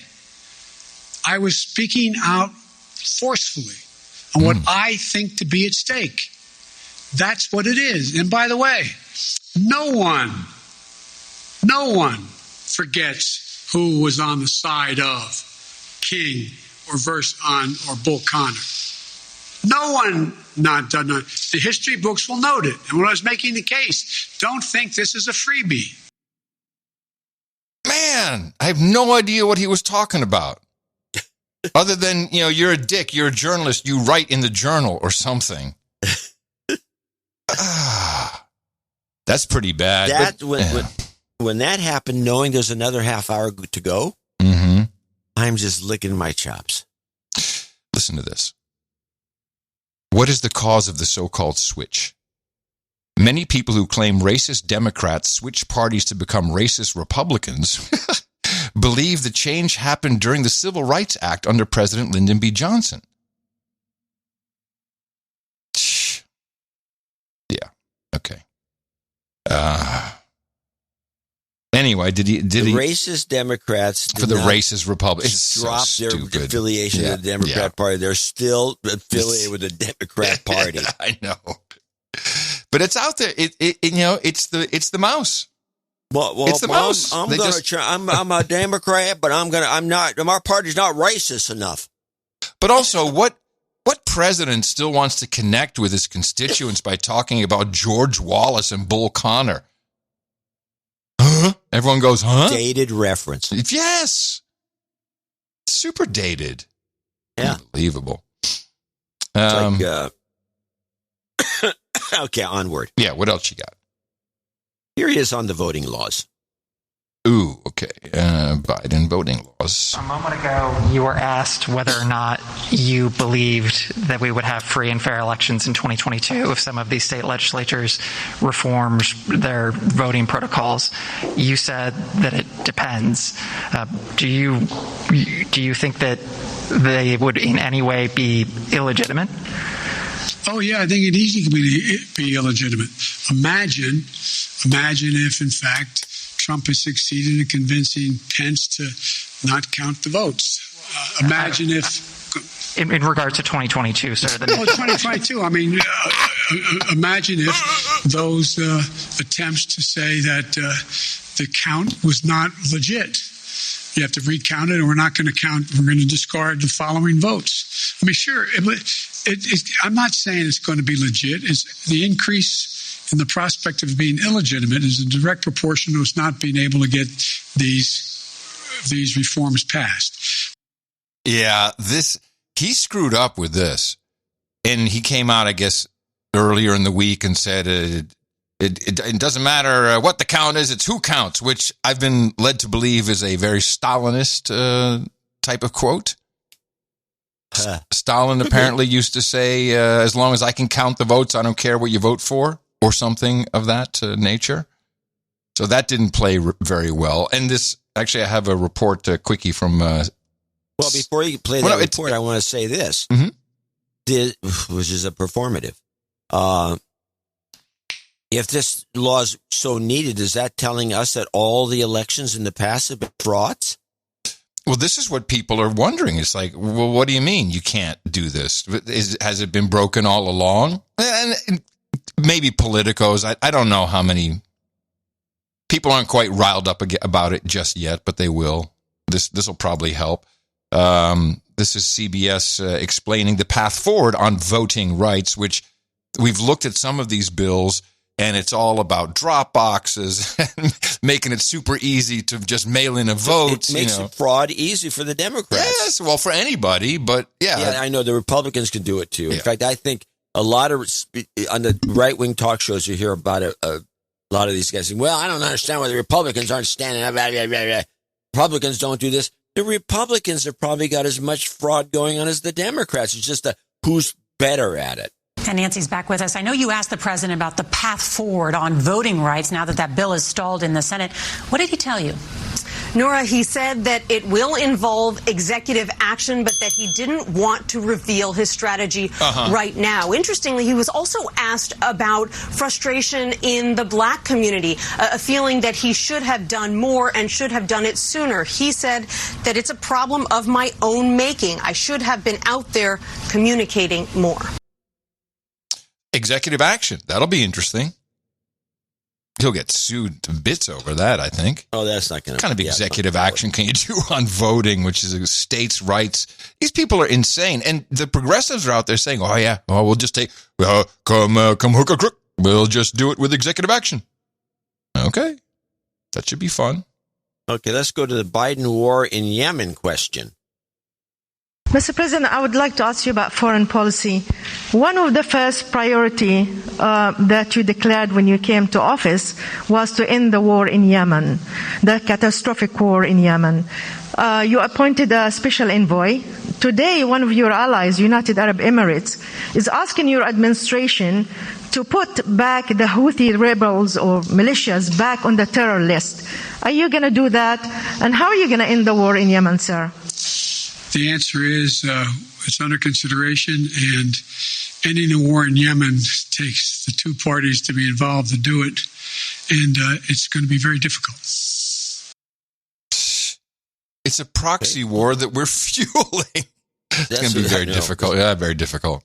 It's another one of his non-answers, which I think was okay for him. And then we have my last clip will be this one. Here he is skirting the question again. I think he must have been taking some seminars on this because he's done I think on this press, except for the time he blew up at the poor kid. He held it together pretty well, actually. I'm very surprised. And here's a good example, even though, again, it's just a bunch of crock of crap. During your 3.5-hour virtual summit in November with the Chinese president, you didn't press for transparency, and also whether that has anything to do with your son's involvement in an investment firm controlled by Chinese state-owned entities. Ooh, here we go. The answer is that I did raise the question of transparency. I spent a lot of time with him, and the fact is that they're just not being transparent. Transparency on the coronavirus origins. Yes. And you did during the virtual summit. Is there a reason your press staff was unaware of that? And what did you say to the Chinese president? And they weren't with me the entire time. Look, I made it clear that I thought that China had an obligation to be more forthcoming on exactly what the source of the virus was and where it came from. Oh, that's what he thought? Yeah. Because his buddy Xi Jinping, who he's spoken more and longer to than any world leader in the known universe, his buddy Xi Jinping, he thought he was going to be forthcoming. Yeah. So and then he goes right to the next question. He never even addresses the Hunter Biden thing. He did a beautiful job of this. Yeah, that was, well, good for him then. Yeah, that's what I thought.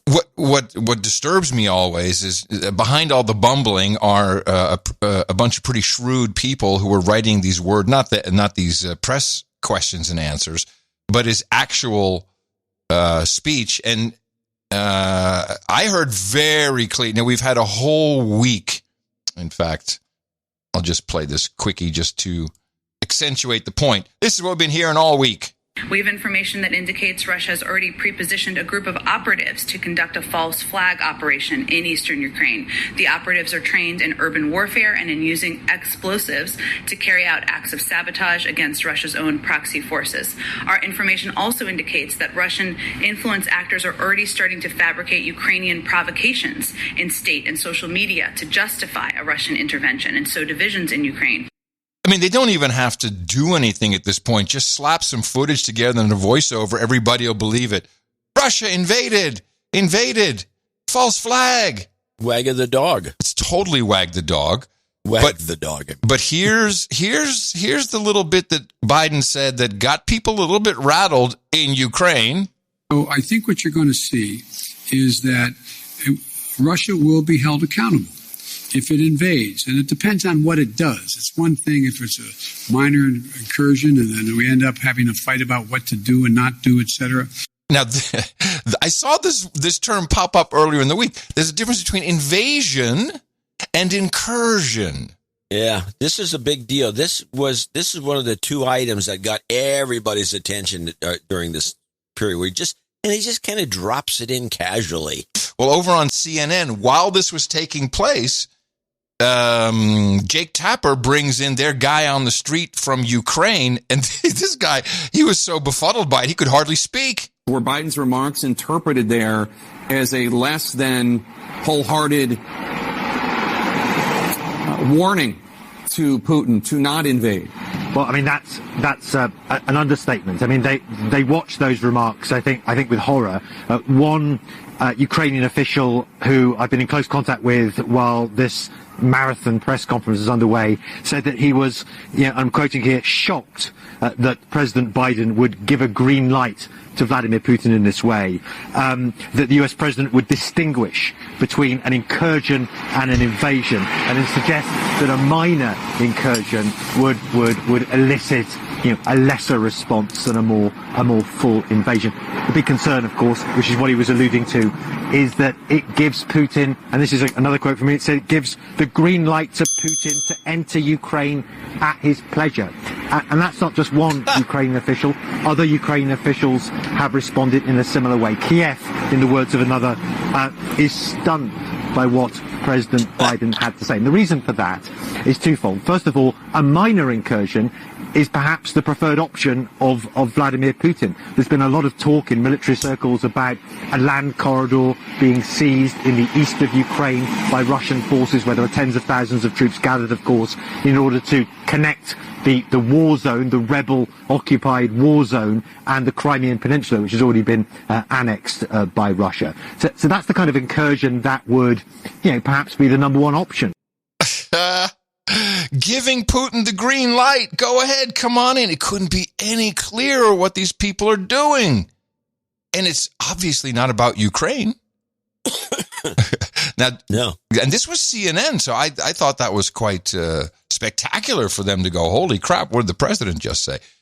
Lots of stuff to talk about what Putin's doing in Russia. But first, I'd like to thank you for your courage and say in the morning to you, the man who put the C in mea culpa, ladies and gentlemen, Mr. John C. Dvorak. In the morning to you, Mr. Adam Curry. Also in the morning, Ship C. Bush, in the air, subs and word names of the nights out there. All right. In the morning to the trolls in the troll room. Let's see how everybody did as we count y'all. Put your hands up there, trolls. Scurrying away. There they go. Oh, as usual. Let's see. 2362. And is that my phone ringing? Why is my phone ringing? That's no good. 401. Spammer. You know what I hate getting now, too, is you can't get insurance unless you get it through the marketplace ever again for the rest of your life, I guess. And even though, like if you want to just buy insurance yourself privately, which is what we have to do, podcaster and all that, then you have to go, you cannot buy directly from the insurance company. You have to go through the marketplace. And then, so it's in essence, Texas, you sure this is everywhere? Pretty sure. Pretty sure. I mean, I have no idea since I use Medic. Yeah, no, I tried Blue Cross, Blue Shield, everything. It was, and we wound up with high Oscar disaster insurance. But it goes to the marketplace, and then what does that even mean? That's the Obamacare marketplace. You go in there, they determine that you do not qualify for free health care, so here's your bill. And then you do clickety-clack, and then eventually you get from Oscar, you get a bill. So it's not competitive. What do you mean it's not? You can't go to Blue Shield and say, hey, Blue Cross will do a deal for me. They'll give it for $500 a month. I can do this and that and the other thing. No, you can so, do that. We'll give you a better deal. We'll give it to you for $4.95. That's what the marketplace does. They show you all the different packages, all the different options. But what they do is they suck you into that database. They're calling you for 6 months after you've already gotten the insurance. And then they start calling you again because, enrollment period is starting. So that's my gripe. 2362, I think we had on the troll count. Good to see you here, trolls. They are at trollroom.io is where you can hop in, troll along, and be a part of the fun, the action, and say rude things and post horrible links about how John and I have messed up in the past. It's really quite rude. But that's why it's a troll room. So, trollroom.io, you can listen live, noagendastream.com. You can do this for any of the shows across Gitmo Nation, which is 24/7 on noagendastream.com. Thank you all. Let us remind you that noagendasocial.com is where John and I can be found if you're looking for us on actual social media. Twitter is a very poor way to communicate these days, and certainly to have any kind of thread of conversation. No Agenda Social does it well. It's a Mastodon server, and that means that you can connect to it from anywhere you have a Mastodon account. Follow at John C. Dvorak at noagendasocial.com or at Adam at noagendasocial.com. Let's thank the artists for episode 1417. We titled that one Get Boris. Could not have been more appropriate that Boris is making crazy moves. And it was, another topic that carries over today. This was the art brought to us by Roger Roundy. It was the false flag. Yeah, it was kind of interesting because it was just a false flag, just a flag. False. Yeah. Now we felt that the font was nice. We felt the background worked. Well, no, but he also had it. He had it mapped. Yes, which takes a little time. He mapped the word words. False. Yes, over the flags, so it was like flaggy looking. Yeah, it was good. And it was mapped on it nicely, and that takes a little some skill. Now we wound up with this because as we were looking, I liked the Vax Boy or whatever it was from Darren O'Neill, and you said no. I'm sick of Darren O'Neill. He does all the music in the morning and everything else, and all he wants to do is everything. That's exactly the problem. And I said, no, Darren O'Neill's a good guy. Yes, screw that guy in Chicago. We looked at every single one of the 3 dolphins, the killer dolphins. And none of them really hit it. I kind of like the, which one did I like here? I like the Mike Riley one, the mean-looking dolphin with the harpoon. The Build Back Better hats did not work at all. It was not funny. It wasn't actually an instruction when we talked about it. Yeah. And that's the thing. It's like, I think I said in the show, wear the Build Back Better hats. Well, now you know why they're not here, because no one will wear it. They're not interesting to look at. No one wants it. Go away. Yeah. Soros Sisters. Just didn't quite have it. No, this is all new from today. What else was there? No, you like Nick the Rat's COVID kids. I liked Nick the Rat's COVID kids a lot. But there was a problem with the kid in the bag. It didn't look right with the hand coming out of the bag. It was a technical error. It was not quite executed perfectly. Yeah. Yeah, but it was definitely my favorite, except for the Vax kids. I like that one the most. Yeah. No, I hated that because, Darren. I just can't have any of that. You hate Darren. Yeah, Darren. Exactly. Roger Roundy, thank you very much for bringing us the artwork for episode 1417. He's off to some rally, I think, this weekend in D.C. He's huge in the community of meetups. Oh, totally. Yeah. Oh, yeah. No, he's always popping up. consider saving, protecting, and extending and enhancing podcasting by using a modern podcast app. Sorry? Before we go away from the art, I do want to read something. I don't know, maybe you knew it. I don't think I know. I mean, I knew it. I read the image. He says, I believe that this is from our producer, James. I believe the Beacon Hat character from show 1416 is a plague doctor from the Dark Ages. And I've gotten a couple of notes about this. Yeah. That seems to be the most common use of that appearance, that crazy looking thing with the top hat. Yes. We picked it because it's a great looking image and it is reminiscent of something, but I didn't realize at the time, thinking back on it, you're right. It was the plague doctor. Oh, you didn't know that? No, I didn't. Oh, yeah. I think the people who watched the series The Great probably recognize it right away because it shows up in that when that is. Yeah, it's about Catherine the Great. You should watch it. It's very good. Yes, it's the plague beak, and those beaks, they used to put all kinds of herbs and crap in there, which they thought would stop the plague from killing the doctor. Yeah. So I'll tell you this much: the doctors who didn't die, it worked.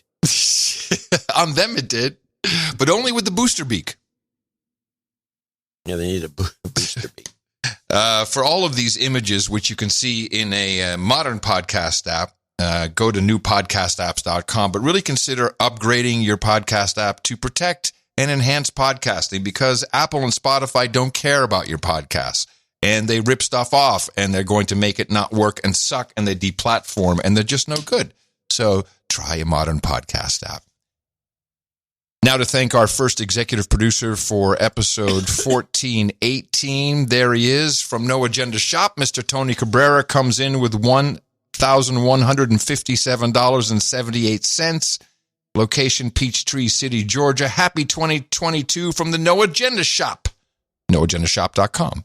John's Sad Puppy newsletter forced me to tally up your share of shop profits as well as the artist whose work was featured on products sold to propagate the formula. No jingles, no karma. So we can get on with the show. Tony gets us. He totally gets. That's good, man. So artists also got that type of amount because they split it 3 ways. That's fantastic for the artist. I love that. That's some value for value right there. Thank you, Tony. And everyone to No Agenda Shop. Ed, was it Camire, you think? Camire? Camire. He's in Edina, Minnesota nuts, and he came in with $1,000. And he said, an EAD douching, I came from JR. Oops, sorry. You've been de-douched. He came in from JRE in 2021, sometime in the summer. He meant to donate around episode 1400, never got around to it. The outing of Spooks Weekly has me addicted. Yes. He wants some 1982 Lafitte, misspelled, which makes you wonder whether he really wants this or not. 1982, which is a fabulous year. Lafitte Rothschild for the round table. Short for J. Now, Ed is not on the list, man. How about that? Is there more to this note? Do I have to click on this box? No, but he's asking for. That's very interesting. Yeah. Well, it looks like that was missed. When we get around to putting him at the round table, we'll bring in some Lafitte. Well, but we can do it today. He's expecting it today. He didn't. We'll just call him Sir Ed. Well, but does he? Oh, he's got. Yeah, he has to be for something. This is a instant night donation. Yeah. Yeah, he's not very.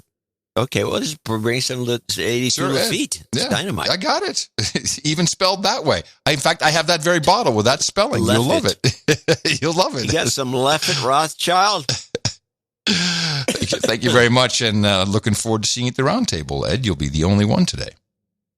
Baron Husky Bottoms 345. Sorry, I got one of those notes. I got a Windows update. Now I got to be careful. Because I don't have my mouse working. I have to use this other thing to click on snooze. Got it. So what are you using if you're not using your arrow keys instead of the mouse? No, there is a pad on the keyboard. And everyone knows that no one's, well, I forget how I worded it, but there's no evidence people want to use a pad. Baron Husky Bottom, the sheriff of Leapers Fork, 34567. Hello, comrade. This will go towards the eventual knighting of Cecil the Diesel, whose last contribution was 333,333.3 miles. This donation of 34567 will match the affordable version of its odometer reading, which recently hit. Did you see this picture? No. This is the one you want to get. So I remember he sent in a donation at 33333. His odometer was 3456789. Wow. And so he kept it at the affordable 34567, but we do love those sequential numbers. And Cecil the Diesel has picked up a vibration that is worrisome, but I have faith he can make it to 400,000 and has one more trip west in him. I've struggled with the transition of being an employee this last year after 18 plus years of entrepreneurship.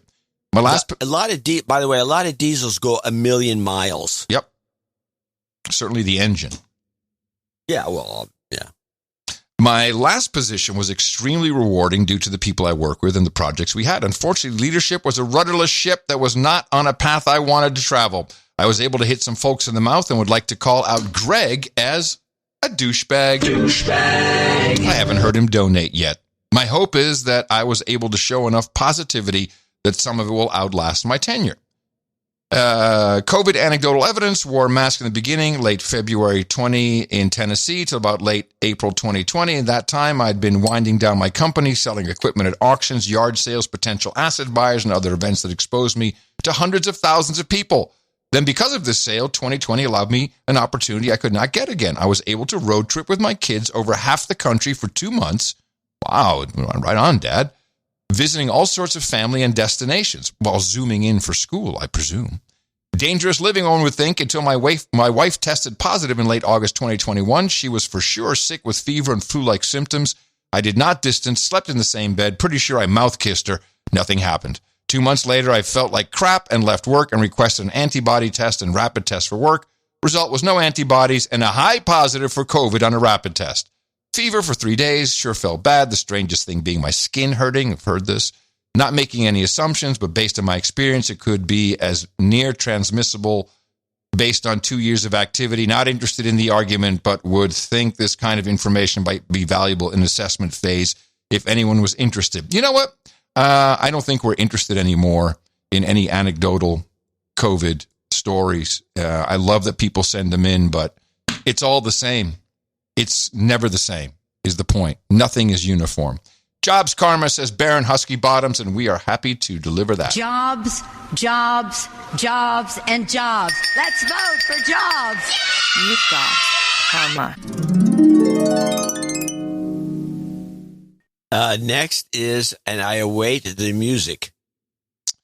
Oh, did I miss him? Oh, my goodness. I didn't even see the name. I'm so sorry. Yes. Thank you for calling me on that. Ladies and gentlemen, I present the Grand Duke of the Pacific Northwest, Sir Dwayne Melanson. There he is. Unbelievable. Haven't heard from him in a while. Well, no, we have not, and he's still in Tigard, Oregon.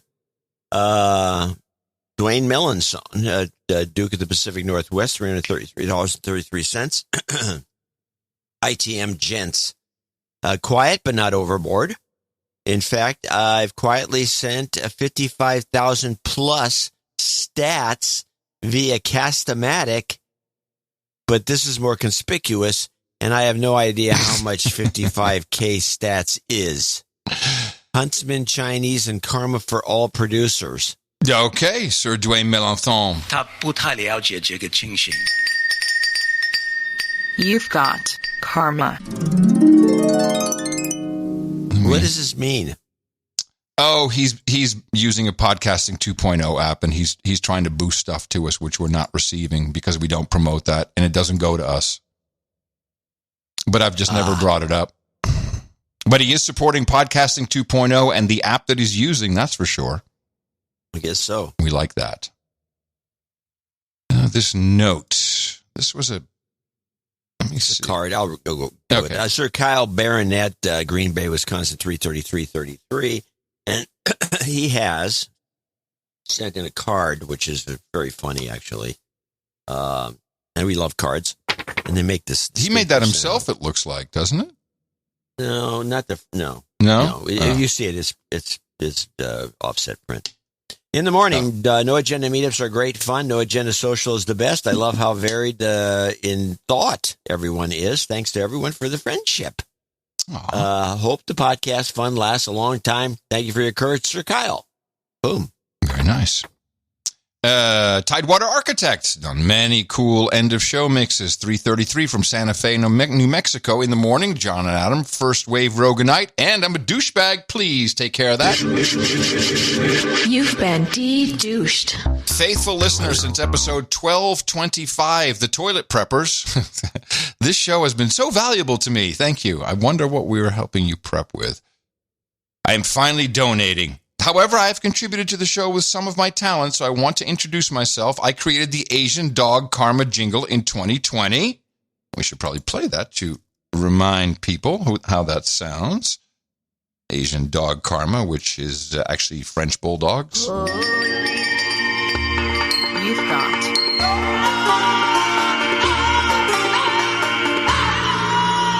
Karma.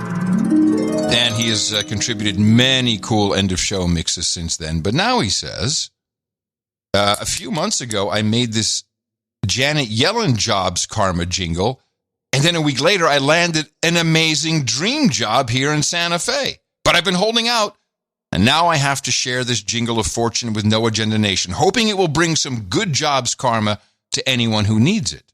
So this is, we take these things seriously. If someone create some kind of system that might work, we want to give that option. So here is the Janet Yellen Jobs Karma. Jobs. I guess I have to add the karma after it. I kind of like that one. I like it. Yeah, I'll do it with the karma just to complete it. Jobs. You've got Karma. I like it. Well, we'll see if that catches on. Dame Meowdison in Altamont Springs, Florida, is our first associate executive producer, $259.49. ITM, John and Adam. The sad puppy in the newsletter got me, so I'm donating $259.49 to bring me up to Baroness status. No protectorate yet. Maybe one day. You guys have been on fire lately. The best infotainment entertainment. Can I get a WTC 7, Lady No, and a Goat Karma for the group Lovin' Lit, Dame Meowdison. WTC 7 won't go away. No, you've got Karma. I like that one. Yep. Good one. Ryan Gilo, 242, Associate Executive Producer, 24202, and asked for the long format boob anthem. No, I think that's like 3 minutes, so that's a no. But we do have the boobs. Boobs. We have the one that one. The one that you got. No, that is the long one. No, that's not. Oh, I have it. Yeah, I got it here. I have a short one for you. Long form. It's the boob anthem made by yours truly. No, man, now do I have to make sure that was Ryan? Okay, I don't know if this is him. I hope so. Happy 21st anniversary, Baroness Dame Bang Bang 12101. That's their wedding date times 2 for each of us equals 242.02. And we've had plenty of fights, but here we still are. Love is lit, Sir D.H. Sammer. Boobs, boobs, boobs, boobs, boobs, boobs, boobs, boobs, boobs, boobs, boobs, boobs, boobs, boobs, boobs, boobs, boobs. Okay. Viscount Dirty Dick Bangs of D.C. That's Washington, D.C. $200. And he writes in a purple message, I saw the beagle. I knew what to do. This is in memory of my beagle butt. The buck. Sorry, beagle buck. The best of the worst. He's going to give us a lecture about beagles for people out there looking for dogs. The best of the worst. Beagles are at times the best dog and the worst dog to own. If you see the cute, super cute puppy, just know it will grow up to be an aggressive, homeless person just going through your trash looking for food. No words can describe when they get into the baby's diaper bin. Shout out to Team ABC Archer Campbell Bangs, age 4. Love the drone sound effects. Barrett Alexander Bangs, age 6, loves goat screams. Colton Reed Bangs, age 2, also loves goat screams. Will Gearin, Grerin, you are a douchebag. And thanks for all you do, Viscount Dirty Dick Bangs of D.C. So I guess he's got a request for 3 songs there in there. Yeah, I got him.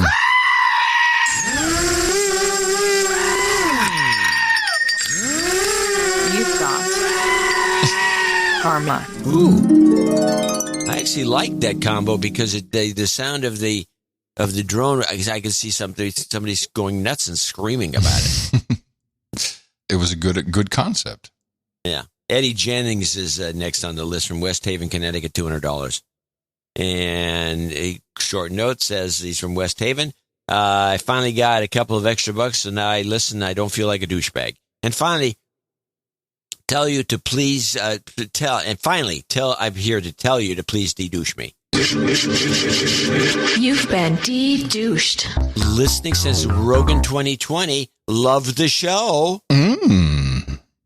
Adam Alamano, Columbia County, Oregon, $200. Associate executive producer, a real credit.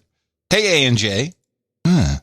I've been listening on and off for a few years, and finally, also needs a de-douching. It's about time. You've been de-douched. Please send podcast karma for my show, Deborah Gets Red-Pilled. We just recorded episode 100. Thanks from non-compliant Columbia County, Oregon, Adam Alamano. All right, Deborah Gets Red-Pilled. We got some karma for your podcast. You've got Karma. Last on the list is Lindsay Fox in Thorpe, Wisconsin for $200, and she writes, Chad and I attended the Spook versus Spook meetup in January 13th in Menominee, Wisconsin. Yeah. Menominee, and did not disappoint. It's a first for us both. It was a pleasure meeting everyone, and we enjoyed our great conversations. Definitely a welcome break from reality. And that is reality, by the way. That's not a break from reality. And the company was top shelf. We even had the opportunity to meet a dude named Ben in the flesh. And thank you to Chris for organizing the event and sharing the group photo. We appreciate it. Wishing the entire No Agenda Nation all the best. We move into 2022. Keep being awesome, and thank you for all your well wishes, support, and encouragement. We have been waiting on a response regarding Check's Meats case against the USDA. I don't know if we have any update. And recently added 2 additional plaintiffs to the complaint.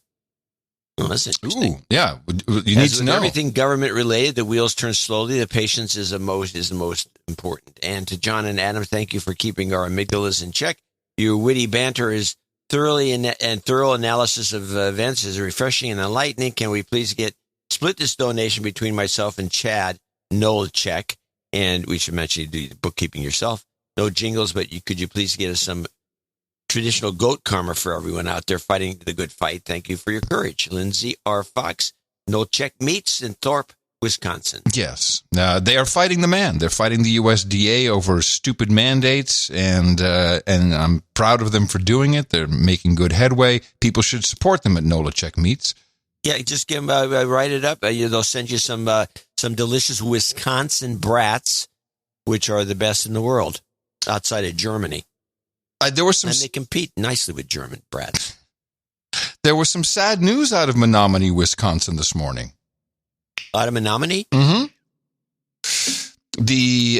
My favorite aircraft manufacturer, Enstrom, whom I trained on the Enstrom 480B turbine single-engine helicopter. They are closed for good. No more parts. That's the end of Enstrom helicopter forever. That's a real problem if you own an Enstrom helicopter. You're pretty screwed. That was sad. I really love their helicopters. Done. Closed. That stinks. Yeah. I don't know how many people are working in Menominee, but it was a pretty big organization. All right. We'll be able to pick those up cheap once the flying cars come in. That's it for our executive producers and associate executive producers. We really appreciate these people hearing the call, seeing the sad puppy. We don't throw the puppy unless we need to, and you came in and really saved the day. Thank you to all of you. And thank you also to the artists who helped create the T-shirts that did so well in the sales at noagendashop.com. We have no agreement with them.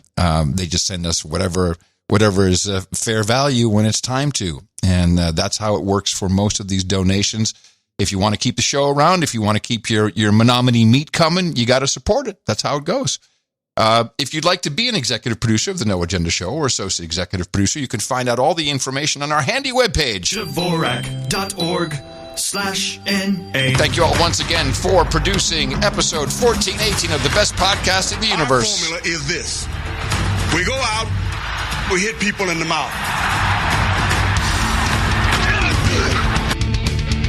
Order! Order! Shut up, slave! Squirrel! Shut up, slave! We do Russia? Who's Russian? Shall we do Russia? Russia? I got some Russian stuff. Do I have any Russian stuff? I don't know. Why don't you start? Okay, so we ended with Psaki hyping the false flag. Let us go to, and then maybe we should just bring in Jake Sullivan, who is in our State Department there. Is he Jake the Snake? Is he also an assistant or a deputy douche? You think he's a deputy douche? I think he's a deputy douche. He's on with Margaret over at CBS. Microsoft last night said they discovered all sorts of highly destructive malware in computer networks in Ukraine. Ukraine was hit by a cyber attack earlier in the week as well. Is Russia using this to prepare the battlefield, and will a cyber strike draw U.S. sanctions? Cyber strike. We've been warning for weeks and months, both publicly and privately, that cyber attacks could be part of a broad-based Russian effort to escalate in Ukraine. We've been working closely with the Ukrainians to harden their defenses, and we will continue to do so in the days ahead. We're also coordinating with the private sector, companies like Microsoft, both in Ukraine and here in the United States, in case there are potential cyber attacks that unfold in the coming months here. Of course, it's possible that Russia could conduct a series of cyber attacks. That's part of their playbook. They've done it in the past in other contexts. We have not specifically attributed this attack yet. Neither we nor some of the key private sector firms have attributed it, but we're working hard on attribution, and we will do everything we can to defend and protect networks against the type of destructive malware that Microsoft flagged in their blog post last night. So Microsoft's in on the game. Well, first of all, let's stop right here and mention the fact that Ukraine is always seen as one of the great cyber destroyers of the world. They sent out them and Iran, surprisingly enough. I mentioned this on the show all the time. And North Korea, somehow. North Korea is bogus. But Macedonia. I remember talking to some security guy once. He says, we start tracking down some of this stuff. And as soon as we see a Ukrainian IP address, we just stop because Shut it we're down. going nowhere. CrowdStrike is, of course, by origin a Ukrainian company. So when Jake the Snake says, "Oh yeah, we got the private sector in there," remember that's where the Hillary Clinton server went. CrowdStrike had I don't forget these things easily. CrowdStrike had the server. They took it to Ukraine. CrowdStrike, the ping, ping, boom, boom thing. Yeah, the pew pew map. I don't know. I think they have become by default, because they're such douchebags, But I don't think it was actually them who was the Pew Pew company. It was someone else. There we go. That's it. Someone in the troll room will probably know. Norse, that's right. Norse, Norse. They had the map. But it might as well have been CrowdStrike. It's also bogative. All right, we continue with Jake because this, of course, this will if it's a cyber incursion. Well, the Ukrainians are saying it looks like it has some Russian fingerprints on it. Why wouldn't this draw U.S. sanctions? Why are you waiting for Vladimir Putin? Tired of these analogies, fingerprints, cyber fingerprints, to go further and actually cross the border? Aren't we already in the middle of a conflict? Well, first, Margaret, as I said before, we need to work through attribution. And again, as I said, this is part of the Russian playbook, so it would not surprise me one bit if it ends up being attributed to Russia. But let's do first things first. Let's get attribution and then make a determination about what we do next. In other words, in terms of sanctions, what we have laid out is a very clear message to the Russians. And we've done so in concert and unison with our allies, that if they do further invade Ukraine, there will be severe economic consequences and a price to pay. And yes, of course, if it turns out that Russia is pummeling Ukraine with cyber attacks, and if that continues over the period ahead, we will work with our allies on the appropriate response. There's no real conflict. Maybe yeah, maybe not. Yeah. What were we going to say? I was just going to say my series of clips is about the short notice. Suddenly Blinken has come up with this concept that the Russians are going to attack on short notice. Oh, hold on. I'm going to play the Blinken clip, and then I want to hear your Blinken clip because that'll be perfect. So this is, again, CBS, the Central Intelligence Broadcast System. Now, Russia is everywhere these days. I think they're wargaming in Belarus. Kazakhstan is, for all intents and purposes, there's a media stop. Nothing coming out of Kazakhstan. I mean, yeah, there's videos and bit shooters out there saying, yeah, the president's gone, everyone's fled, there's no government, or I don't know if that's true from the mainstream. All I can get is the president fired the defense minister. But I don't know. We just don't know. The Russians are still in Kazakhstan. We have no idea about Ukraine or about Belarus. But Anthony Blinken, he's on the call. This is our Secretary of State. With Russian troops now in Belarus for war games, U.S. officials are increasingly concerned that Ukraine's neighbor may help Vladimir Putin attack. My guess is he will move in. President Biden said today he expects Putin to defy him, but at great cost. So this is not all just a cakewalk for Russia. Militarily, they have overwhelming superiority, but they'll pay a stiff price immediately, near term, medium term, and long term if they do it. Ukraine now says there are 127,000 Russian troops encircling it, giving Putin the option of invading from the north, from the east, where his forces have been positioned since November, and from Crimea in the south. We know that there are plans in place to increase that force. Secretary of State Antony Blinken in Kyiv today warned Russia could take imminent action. That gives President Putin the capacity. You know what that is? That is a reporter who hangs out with Victoria Nuland and that gang, because most people would say Kiev. Kiev is no longer said because that's still like 80s, but Kiev. But this Kyiv thing, we discussed this when it first showed up in the news, which was during the Obama era. Yeah. And it turns out that Kyiv is the correct pronunciation, but it's affected. It's an affectation as far as as far as we're English. We speak English, American English, and we have our way of pronouncing things. We don't say Paris or France. We don't, so we say Kiev. We don't say Kyiv. Well, this is a milieu thing. That's why I'm pointing it out. The East, where it's totally a milieu thing, and that tells you who's in charge.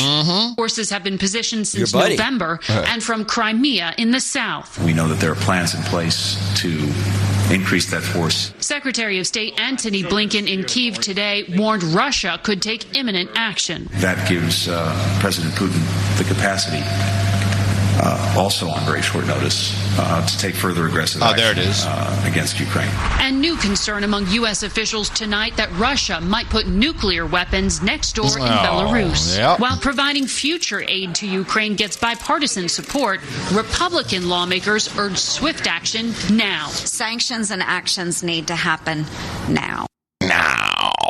So the sanctions are removing Russia from the global financial system. That's the threat, I believe. That's the big one. Yeah, I like that. Yeah. I like that. Can't use dollars. You can't use dollars. Okay, we'll use renminbi. Well, how about yes, renminbi or maybe euros? Don't undercount those European Union guys. They won't back us. They need their gas coming into Germany. You know, to risk ruining the dollar with this sort of a play, that's the last thing we should be doing. So stupid.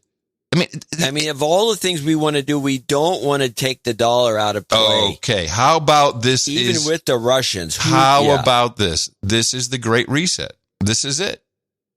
Let's ruin everything. Just go into it. You might as well just declare a depression tomorrow and just put the out of business sign up. Hey, keep the sad puppy thing handy, brother. It's coming. These people are insane. Well, I don't think they're insane. I think they're just stupid. And I consider that a big difference. Okay. Let's go to, this is the short notice series. There's 3 clips. This is the Ukraine short notice. They're going to attack. All of a sudden, Blinken, who's a genius, I guess. He's a strategist. He's a war strategist. and I've kept this first part short because there's a point to be made here. And U.S. officials are keeping a keen eye on escalating tensions overseas as Russia sends more troops towards Ukraine's border. Today, the Secretary of State visited Ukraine, warning officials that Putin could launch an attack on very short notice. Now, a couple of things. One, how would he know this? They have the playbook. They have the playbook. The playbook. He stole the playbook. Do you think there's even a remote possibility that Russia's doing some stuff just to jack us around and jerk our chains, as it were? Because we're already shipping tons of money and crap to Ukraine. It's going to cost us a lot of money, and there's no evidence that anything's going on. And Putin has declared that he's not going to invade Ukraine. Is he going to be? Well, hold on. That's a little bit Megyn Kelly-ish. Giving Putin the benefit of the doubt in this, that's just what he's doing to become dominant and drawing us out. Maybe? I don't know. This is the part 2. Senator Todd Young tells NTD why this concerns Americans. He says our ability to trade and live freely could be impacted if other autocrats like communist China feel emboldened to further encroach upon the free world. NTD's Melina Weisskopf reports. Bull crap. A group of senators today highlighting their concern for the intense situation on the Ukraine border. And although this group was made up of all Republicans, they wanted to emphasize the fact that both parties, Republicans and Democrats, are unified with support behind Ukraine during this tense time. The president this morning met with some of these senators to discuss how they'll move forward to tackle this threat. This morning's briefing with the president was informative and I think constructive. And I think at this point, the message is loud and clear. The United States stands as one. Senator Todd Young tells us that the U.S. must show resolve handling Russian aggression to prevent other autocrats from feeling emboldened to encroach on the free world. If we allow Russia to do that in Ukraine, then Xi Jinping will be inclined to do similar things as it relates to Taiwan and other territories that fall outside of the People's Republic of China, and other autocrats will also be incentivized. And that impacts regular Americans. Name what? Name one. Other autocrats? that will be incentivized to start moving forward, to taking over democracies? Name one. Outside of Xi Jinping? Yeah, obviously he's a known factor. No, name another one. There's all these autocrats. They're all over the place, and they're going to take over everything. Name one. Yeah, I can't come up with Bolsonaro. Bolsonaro is not an autocrat. He's elected Brazilian president. Bolsonaro. Hey, this is a trick question. I have no answer. You keep saying name one. I just threw one out there. Well, no, they're saying it. I mean, they make it sound as though it's so obvious that all these autocrats are going to be moving forward with their plans to take over the world. Name one. They don't name one. They just Xi Jinping. Yeah. Well, and they're all Republicans. These are Republicans. Republicans and Democrats are like, hey, how about then you want to protect the border of the Ukraine? How about the Ukraine? Sorry I said that. Yeah. But why don't you protect the border of Arizona and Texas? They're doing exactly what they said they would. They're protecting to make sure everyone gets in safely. Please. Well, anyway, I'm waiting for all these autocrats to make their move. Yeah. Okay, I'm sorry. Part 3. That impacts our ability to trade, our ability to live freely, and ultimately could find its way to our shores. So the United States has long been the protector of this free, democratic, open order, and if we don't lead, no one else will. And this is a point Secretary of State Antony Blinken emphasized today as he visited Ukraine. It makes other countries think that they, too, can violate the rules of international peace and security and put their narrow interests ahead of the shared interests of the international community. Perfect. Yep.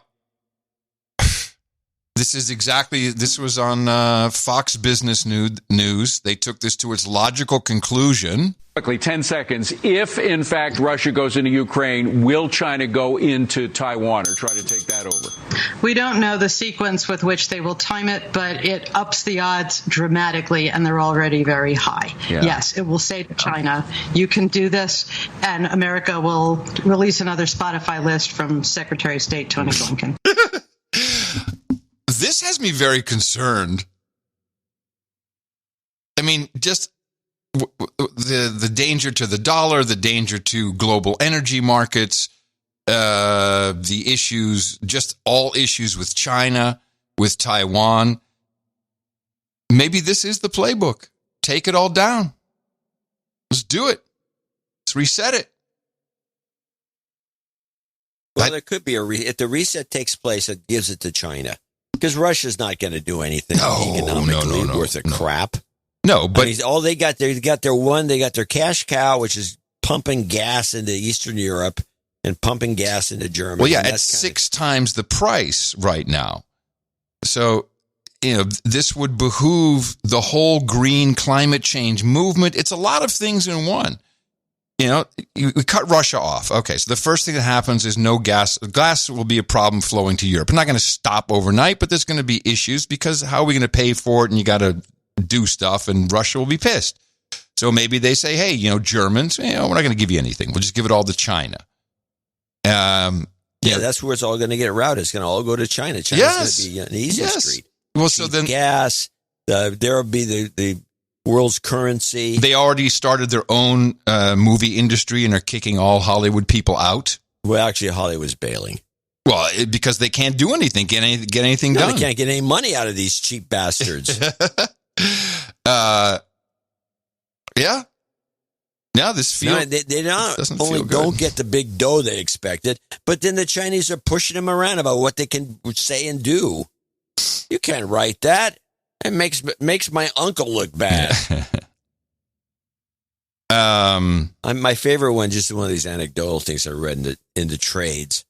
One of the movies was about a Hong Kong gang and all this other stuff, and one of the things was they had to it involved having a corrupt police commissioner in Hong Kong, and they just nixed it. No, you can't do that. We don't have any corruption in this country or anything to do with us. And no girly boys on television either.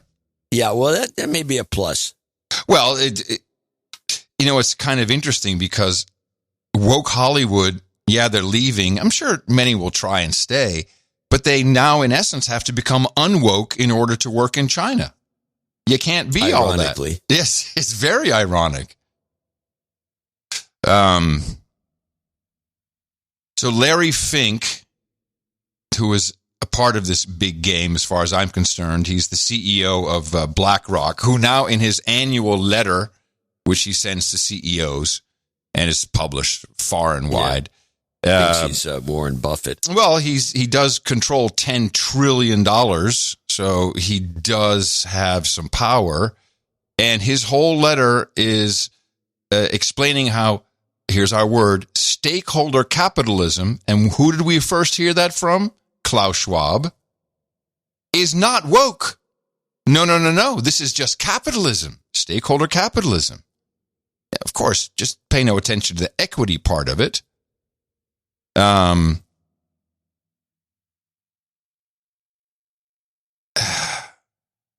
in this letter, he writes about why everybody's quitting. And this is something you and I have been keeping our eye on. Yeah. Yes, we've tried to follow this. And he says, because the old world of work is gone. And when you think about it, for him, well, when you think about it, there's some truth to it. But what's really happened is the social contract has been broken across 2 generations, and you were supposed to be able to work hard and make enough money to have kids and a family and send them to school. You know, the American dream. Own a house. Yeah, a house would be nice. So that's broken. It's not there anymore. And people are disillusioned, but they are also being pushed. And you actually said, hey, wait a minute. Are they pushing this great resignation? And the answer partially came to me yesterday. And Scylla actually shot me a message. She says that if you look at Reddit, you go to the homepage of Reddit. Now, I don't know if you have to be signed in or not. I'm not. I will turn off my pie hole for this one time because I block Reddit from all my life. She says that they are continuously pushing the anti-work subreddit. It's always the top of the page. Oh, really? And the anti-work subreddit subtext is unemployment for all, not just the rich. Would you like to hear a few entries just at random from the top here? Just read I would through love it? to hear, but I will make a suggestion for people out there who want to go in this direction, which I'm sure they want to. I'm going to go back to something I saw probably when I was in my first year of college at some house I went to visit some guys that were a bunch of inveterate gamblers, and they never worked a day in their life, and they never will. Probably still don't. It's just so there's not completely anything new. But the sign was, God is unemployed. Wow, that's pretty deep when you think about it. Here we go. As a freelancer, client removed his payment info from our weekly billing agreement. I stopped work. He said he didn't think I would stop working. See, it's all about how unfair everything is. Communist. Yeah, to some degree. My dad bragged that he worked 100 hours this week. He's 63. I just felt sad that he saw nothing wrong with that. Let's see. This is exactly why out-of-touch owners think there's a labor shortage. And then it has $11 an hour for a web developer in California. You got to admit, they got a point there. $11 an hour. Manager tells me I'm not behaving like an adult as I gave my notice for being underpaid 1/3 of my pay slip. A lot of it has to do with not feeling rewarded and not feeling satisfied in the work. Manager suggested I tell my very pregnant, very sick wife to man up because I've got a career to focus on. And then I did. I left. So, yeah, people are leaving for you got the smallest grievances. things. You could put together a Reddit, a subreddit with endless petty grievances. That's what it is. Yeah. Yeah, that's what it is. Be resolved by unions. Yeah, well, that's not going to happen anymore. Those days are over. So there does seem to be a concerted push. Yeah. Certainly with the algos. And, we all know who took the most recent $300 million stake in Reddit. Who? China. Oh. Hello. Hello. Yeah, China could do this. They could get away. They have some propaganda chops. They know how to control the media, tell people what to do, club them if they don't obey. Well, speaking of the Chinese and China, Eric Swalwell is not alone in his gaffes and goofs. They discovered a Chinese spy in UK Parliament. How did this alleged agent of the Chinese Communist Party gain influence at the heart of British democracy? Christine Lee, a Chinese lawyer living in London, has spent years and hundreds of thousands of pounds trying to interfere in UK politics, and she has managed to rub shoulders with prime ministers, party leaders and other influential figures. But today, MI5 issued a major security alert warning MPs about her activities. The Security Service Interference Alert sent to MPs identified Christine Lee as knowingly engaged in political interference activities on behalf of the Chinese Communist Party. She has been, it said, engaged in the facilitation of financial donations to political parties, parliamentarians and individuals seeking political office in the UK to ensure the UK political landscape is favourable to China's agenda and to challenge those that raise concerns about Chinese activity. Yeah. It sounds like every country does that in every government if possible. Of course. Yeah. Let's listen to this guy. This is an NBA player, tall, one of these big centers who looks like Eastern European origins. I think he's Muslim. And he's, I guess, befriended or knows Yao Ming, the great Chinese basketball player that's so famous over there and was a good player here. And he's got a hair up his ass about China. This is going to come to bite him in the ass somehow, but let's see what happens. This NBA player in China. Boston Celtics center Enes Kanter Freedom has been outspoken in his criticism of human rights abuses in China. He responded to a request to visit China from former NBA star Yao Ming on social media today. I want to be very clear. I have nothing against Chinese people. My problem is with the cultish Chinese Communist Party and the brutal dictator Xi Jinping. I would like to come to China this summer and see everything with my own eyes. But on this trip, will we be able to visit the Uyghur slave labor camps? Or visit the innocent women being tortured, raped, and abused? Will we get to see how the regime destroys bodies after harvesting their organs, so there is no evidence? Nice. Or will you show me propaganda only? Freedom went on to ask if they could visit Taiwan, Tibet, and Hong Kong together, and pointed out how Chinese communist rule, or the threat of it, has adversely affected them. Somehow I missed the video footage of the tossing out bodies after they've been deorganized. Deorganed. I don't doubt that they have these Uyghurs enslaved and they're torturing them. But it would be fun to see a little more evidence than just that one drone footage of them at the station with the hoods on. You know, the Chinese can let the media in. They won't do it. Well, no. So, I mean, something's going on, or the Chinese they can't even propagandize away from it. I mean, usually they have enough skills to be able to make it, phony it up. They can't even get that far. I think why this is needed is I don't think this resonates. I don't think people care. Uyghurs, it's a faceless type of person. You don't know what a Uyghur looks like. We've never seen him. Not really. We've seen him with hoods on. You hear a lot, slaves, torture, blah, but this. Well, the clip I didn't get, which I've now irked about, is the small partner is a 10% co-owner of the San Francisco Warriors. Oh, Chamath the douche. What's his name? Yeah, the douche. He was on with Jason Calacanis. They never. I saw it over and over again, and no one ever mentioned Jason ever. Oh. by name. They show his face every so often. I guess it was some podcast he does this week in startups or something. Yeah, and that guy is his name Chamath? I think it's Chamath. He's always on that show. Well, he got Calicanis to go, oh, what?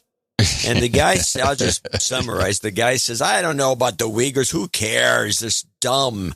Nobody gives a crap about the Uyghurs. And he went on and on about it. No, he said, I think he said that that's really not high on my things of worry. Well, that's how he finished. He says, on my to-do list is like at the bottom. And he just went on about it. And he's just total, douche.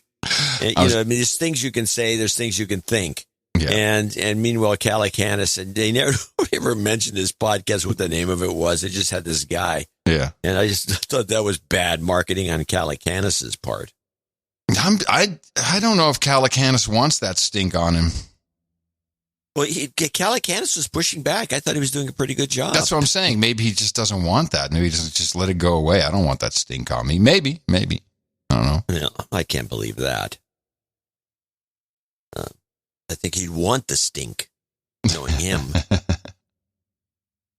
Well, if we're done with that, we can move straight into climate change because why not? There's a couple things we need to look at that are on the way. This actually fits in with the Russian stuff. We have yesterday we had 70 degrees here in Central Texas. This morning it was 28. And that was quite a shift. We got the typical bells and whistles and warnings from the cable company to the electric company. Whoa, it's going to freeze. You never know what could happen. But if you look at the aggregate of all the stories that are out there, wouldn't it be beautiful if we could have a Russian cyber attack on Ukraine on the grid? We might as well do Texas. And we're kind of primed for it. Once again, there's story after story about how crappy the Texas grid is. Here, from Texas Monthly. The Texas electric grid failure was just a warm-up, everybody. Yeah. Now listen to this. Well, this is an incredible development stemming from our storm last February, our winter storm last February. Energy Transfer Partners, which sells and moves natural gas throughout the state, sent this letter last week to Luminant, the state's largest power generator, saying it owed them $21 million and that if it didn't pay that money by this Monday, well then, quote, Energy Transfer Partners would be unable to provide offers or deliver gas to at least 5 of Luminant's power plants. Luminant says that would eliminate power for 400,000 homes on the Texas power grid. Today, Luminant, a subsidiary of Vistra, asked the Railroad Commission to get involved, saying Energy Transfer Partners' threat to terminate service in the middle of winter is illegal and grossly irresponsible and should be prohibited by this commission. The estimated $21 million Luminant allegedly owes can be traced back to last February. Energy Transfer Partners, which, by the way, made $2.4 billion during the storm selling natural gas, says Luminant over-ordered natural gas supplies after the storm and was charged the $21 million for not using all of it, leaving it in the lines. So none of this will be the story, of course, but it is happening. So if they don't have gas and we get another cold snap, just surprising Arctic blast that freezes us up, we won't have it. It's a setup. It's a setup. It's obvious to me. They really looks like one. Yeah. It's setting up to be a setup, that's for sure. Let's learn a new term from Bill Gates. This is from one of the multiple Zoom calls that were recorded for the World Economic Forum virtual version 2022. And how are we really going to make it from a fossil-based fuel society into a renewable society? Where do you see the new real breakthroughs? And how are we going to make sure that we set the price on the externalities? How do we internalize the externalities that we are currently seeing in the global energy mix? Well, the rich countries have to play a central role, both funding R&D and having policies in some cases, carbon taxes will be used to drive the demand for these clean products. There it is. And only by doing that in an aggressive way will the economic costs be brought down enough that we can turn to all the middle-income countries and say, okay, change your whole cement industry, change your whole steel industry, and yet, it's not holding you back from, your economic growth. The number of companies working on these things is very exciting. And some of them will fail. A lot of them will fail. But, we only need... Notice he does his little tell there about a lot of them will fail. The number of companies working on these things is very exciting. And some of them will fail. A lot of them will fail.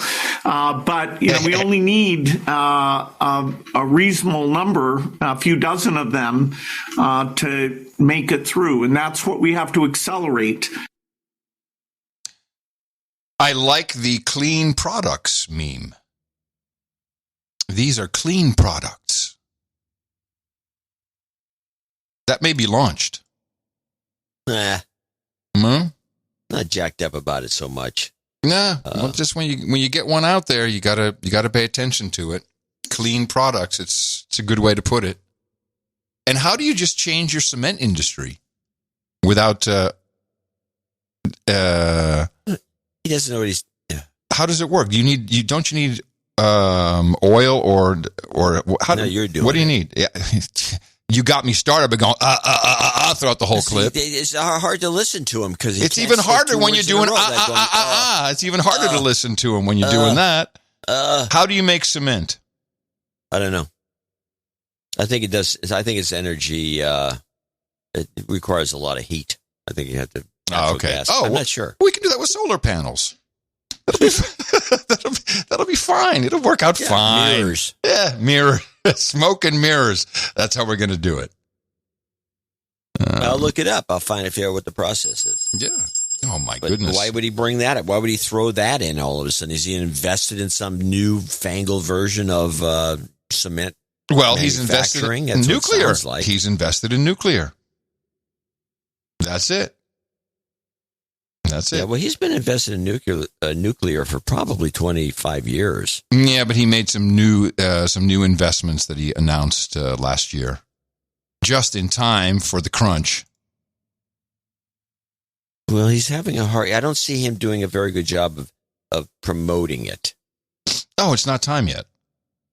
No. That'll be 2023. It's going to take a while for. This is not going to be, we're not going to wake up bank holiday and everything's broken. I don't believe that. It's going to be a slow boil so we don't figure it out. Well, we've already figured it out. It's just that nobody else seems to have followed suit. Let's see how big tech is doing. Big tech is helping the Democrats in this case, who desperately want to discredit all things Republican, Trump, and they do that through the mechanism known as the January 6th Commission. These are photos from a criminal complaint filed in court today. It shows Anthony Carollo, his brother Jeremiah, and their cousin Cody Volin allegedly standing in a mob outside the U.S. Capitol, and later inside, walking single file through the Capitol Rotunda. We will follow the facts wherever they lead. According to the criminal complaint, the FBI identified the three men through Google records that pinged their phones to the Capitol grounds the day of the insurrection.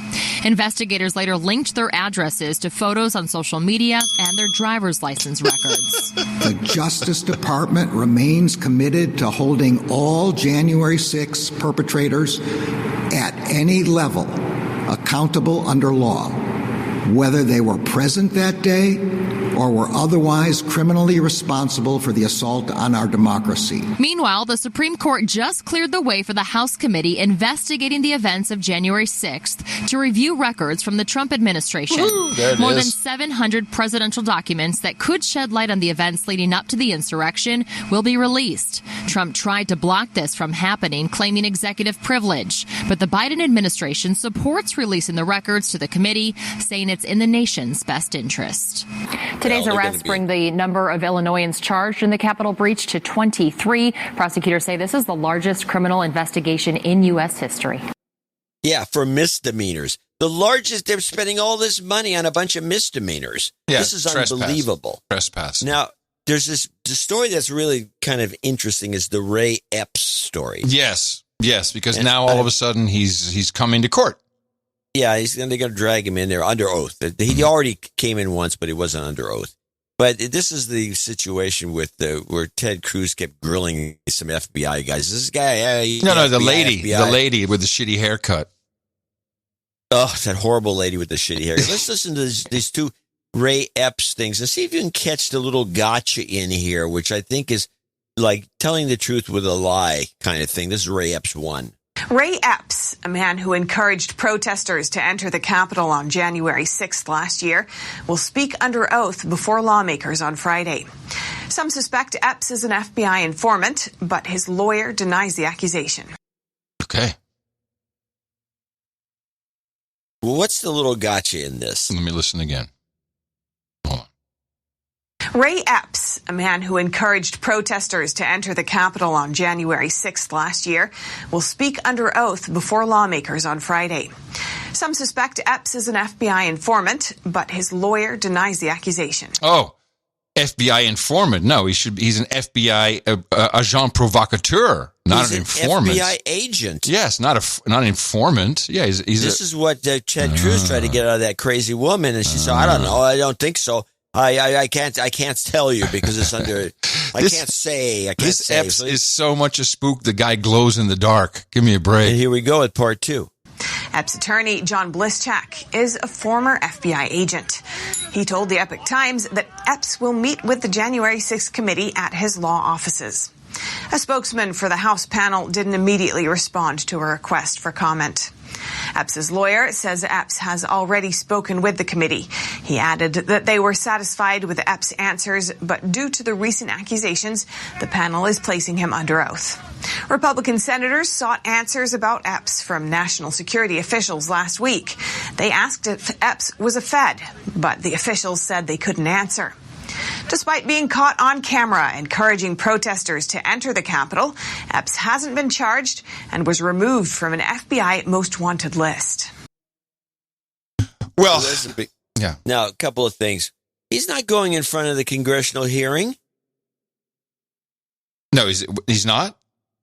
No. If you listen to that clip carefully, you would have noticed that he's going to be giving testimony in his lawyer's office.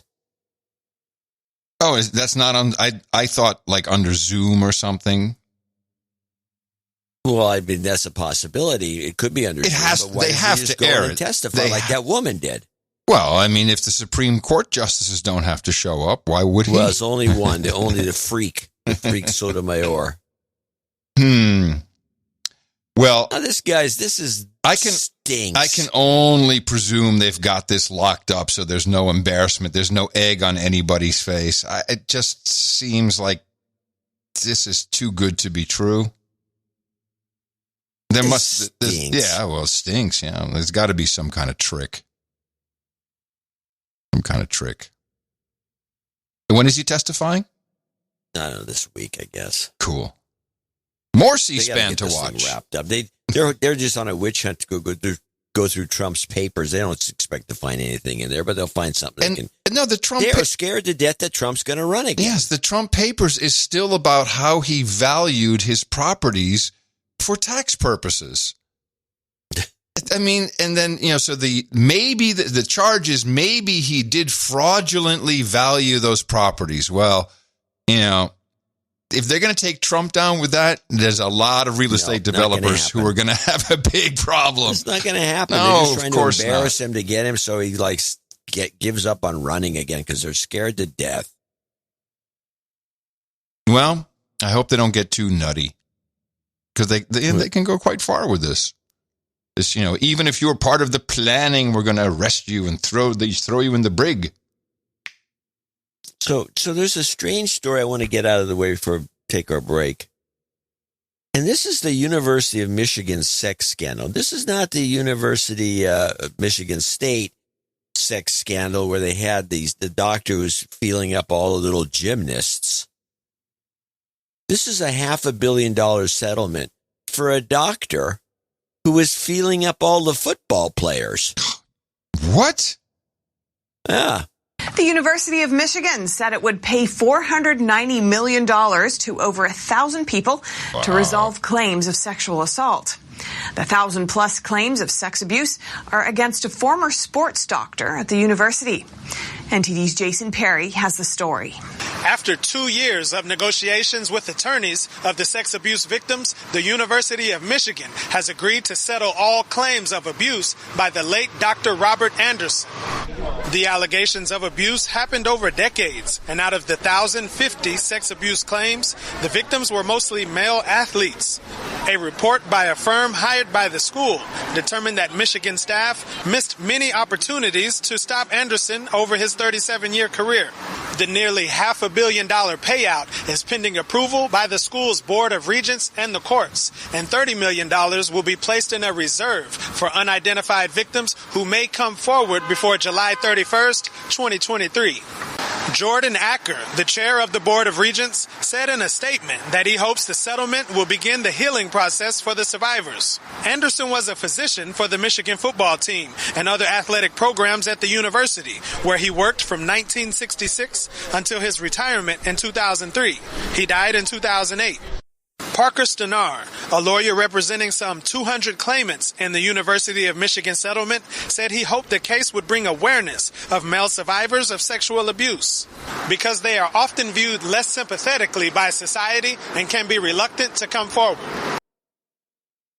So that's $400,000 per person? Well, you got 1,000 people. You can kind of do the math, but it's maybe more. It's a lot.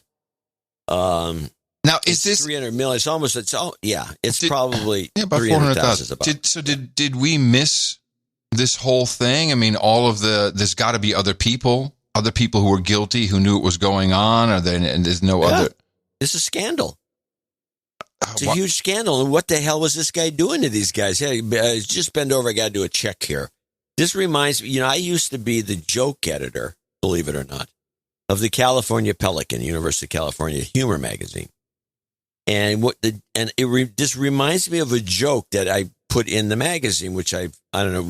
It was basically a job where you steal jokes from other humor magazines, other college humor magazines. Did Amy Schumer have this position as well at one point? It was probably. It was a joke stealing job, and it was just all collegiate kind of humor. And there's this one joke which reminds me of this case. It was the guy. Okay, the joke goes something like this. A guy is he's got hemorrhoids, and he's at the doctor's, and he's having the glass rod treatment for the hemorrhoids, and it's costing him $200 a treatment. He's got to do it a couple times a week, and it's adding up. He's getting kind of sick of it, and he says, "Doc, is there any way that I can? This is costing me too much money. Can any way I can do this at home, or is there something else that we can be done here?" And he says, "Yeah, well, okay." The doctor reluctantly says, "Yeah, but the glass rod's kind of expensive. It's $1,000." He says, "Believe me, that'll save me money." So he sells him the glass rod and takes it home to his wife and going to have her do the treatment. And he says, "Honey, you're going to have to do the glass rod treatment for my hemorrhoids." And she says, "Okay, what do you want?" And he says, "Okay, well, the first thing you do is you get the glass rod out." And he says, "You put your right hand on my right shoulder and your left hand on my left shoulder, and why, that son of a bitch. I'm going to show my support by donating to No Agenda. Imagine all the people who could do that. Oh yeah, that'd be fab. Yeah, on No Agenda in the morning. And so we do have a few people to thank for show. By the way, that's how a morning zoo rolls, okay? We hit the jingle on the punchline, everybody. Oh, yeah. Yeah. Rock and roll. 1418 is the show number, and $444 is the amount from Greg Hartlob in Cincinnati, Ohio. That's followed by Theodora Dorinda Angena, I think. Anyway, she's in Austria, and Haschendorf. Let me try it. Theodora Dorinda Ojena. Ongena. Doesn't sound right. Haschendorf. In Haschendorf. Dame Bang, and that was 141.80. Dame Bang Bang, 120-122. Nickel Weirman in Tualatin, Oregon. Tualatin. And Dame Bang Bang, of course, is donating back at Sir D.H. Slammer for the 21st anniversary on the 21st. Weirman in Tualatin, Oregon, 120.72. And this is a birthday for her husband. Christine Hines in Manchester, New Hampshire, 120.22. Jonathan Hess in Heidelberg, Deutschland. Heidelberg. A lot of manufacturing there. 101.01. Boris. I like the fact that we get these people coming in from Austria. Yeah, I'd like a boots on the ground report from Austria. Actually, that'd be kind of nice to know. Where are we at with the 2G versus the 1G? Boris Sipiniuk, I think, in Pleasantville, New York. 100. Sipiniuk. Elizabeth Yancey in Richmond, Virginia, 100. Got to talk about the meetups. We got this one here. I can't even get to the name because this is I got it. This is Sir Anonymous Cop, $100, San Carlos, California. Our anonymous cop buddy. Yeah, so he. This is the $100 donation from the No Agenda PVC patches. 1.0 is completely sold out. 2.0 still going strong on the Etsy page. At 41 Patches CA. Thanks for the plugs. And today he becomes a Baron, thanks to this additional support. And we look forward to crowning you that. And there's a note there that we can read at some other time. It's kind of interesting. Kelly, about law enforcement. Kelly McCullough in Mechanicsville, Iowa, 8008. Sir Wolwo in Munich, Germany, 8008. So Sir Wolwo. Volvo. And then we got Sir Kevin McLaughlin, who happens to be the Duke of Luna and the lover of America and boobs, who's decided to do it once again, continuing his streak, which you're not going to have to go back and see how long this has been going on. 8008. Sir Herb Lamb, Duke of the Deep South, is Sugar Hill, Georgia. Another 8008 is becoming popular. James Crane in Missouri City, Texas, $75. Elisha Wetton in Fremantle, Washington, 65. Andrew Walker in Pittsburgh, Pennsylvania, 6333. Boram Chung in New York, 60. James Zwart, 5555. Tim Ratter in Woodstock, Ontario, Canada. Dean Rocker in Roker, 5510. Daniel Mariano, 50. Oops. I'll continue while John comes back. Daniel Mariano, double nickels on the dime. Sad pup gets me every time. Hold on, John. You cut out after Daniel Mariano with the double nickels on the dime. Then Dame Nancy. Dame Nancy of the Confused in San Bruno, 5244. And she writes, good work, Dvorak, the sad puppy. Gets me every time. Sad puppies are good. The sad puppy should make you, yes. And I didn't even do as good a job as I'd hoped. Sir Andrew Banz in Imperial, Missouri is 5005, and the following people are $50 donors. And let's read them off. Here we go. Starting with Scott Lavender in Montgomery, Texas. Robert Case in Mill Spring, North Carolina. Keen Davidson. Jared Worthy in Bromley, Great Britain. Alex Sal in Shaker Heights, Ontario. Anonymous. Ohio. I said Ontario. Shaker Heights, Ohio. Anonymous in Holmes Beach, Florida. Kevin O'Brien in Chicago, Illinois. Carson Grover in Nolensville, Tennessee. Patrick Cannon in Cranford, New Jersey. Andrew Gusick, Sir Andrew Gusick, who's in Greensboro, North Carolina. Jessica Young in Yuba City, California. Marie Labruyere in Kennett Square in Pennsylvania. And whoops, that's the end. That's our list of well-wishers, producers, and helpers and associates and everybody who wants to help keep this show going for show 1418. I want to thank each and every one of them for making it possible. And Anonymous wrote here, who came in with 50. I'm still not out of the woods on getting fired for being a pure blood. I'm holding on to every penny. This is a fraction of a fraction of a fraction of how much value I've received from No Agenda. and how much I love you both. And we really appreciate you doing that, despite holding on to your pennies. Thank you. And thanks to everyone under 50, the 49.99s who do it for certain anonymity, no matter what. I see you there, Escondido, California, first donation. Thank you. And people who are on the subscriptions, which you can find out more at this web address. Dvorak.org/NA. Let's all get a jobs karma, shall we? Jobs, jobs, jobs, and jobs. Let's vote for jobs. You've got karma. It's your birthday. And here's the list. Dave Basor, happy birthday to his son Caleb, 18 yesterday. Happy 18th, Caleb.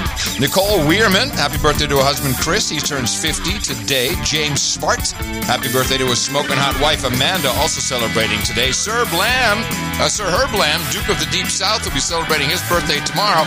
And Boram Chung, happy birthday to her husband Ryan James, turns 40. Happy birthday from everybody here at the best podcast in the universe.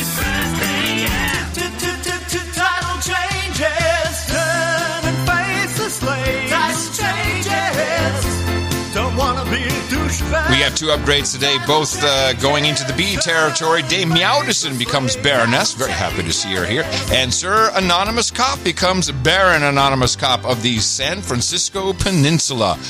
Congratulations to both of you for achieving that. And peerage for Dame Meowdison to be determined. Well, she's Baroness. So to be determined, or she could hand it to her baron, or whatever you want to do. Just let us know. We're happy to comply. We got one Insta Night, which we're very happy to bring up on the podium. Hello? We got the Insta Night sword. Ooh, that's the right one, yes. Let me flash that again. Sweet. Hey, Ed Camire. We're not quite sure. If you have a different night name, let us know. But since you are an Insta Night and you requested something from the round table, I am very proud to pronounce the as Sir Ed, Knight of the No Agenda Roundtable for you by request. Well, of course, you got Hookers and Blow, Rent Boys and Chardonnay, and then the 1982 Lafite Rothschild.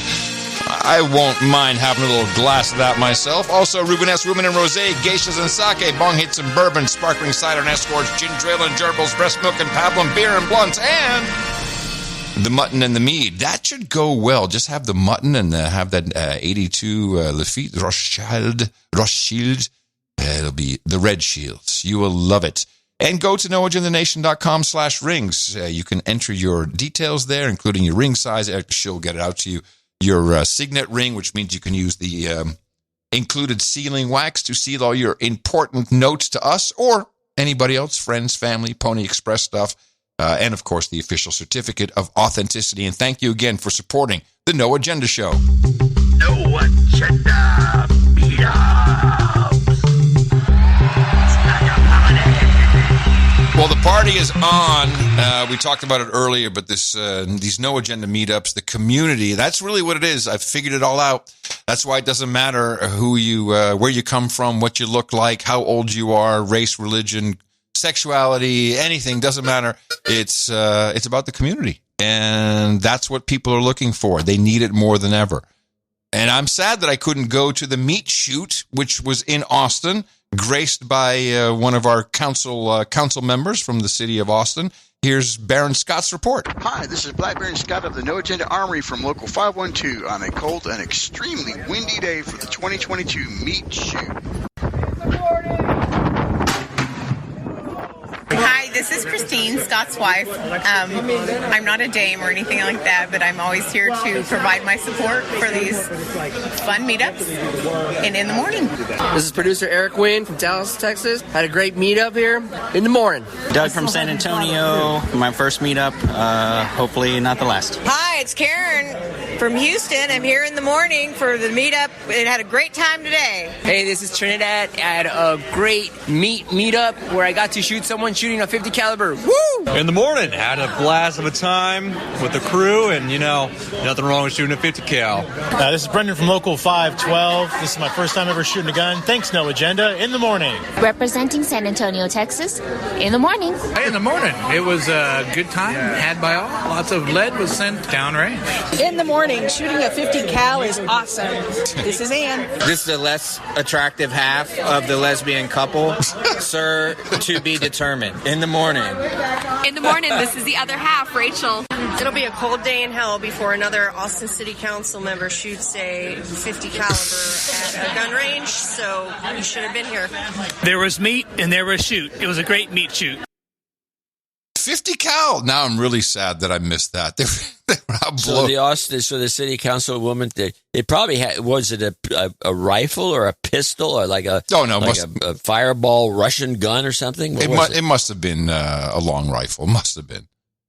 Well, it probably has a kick.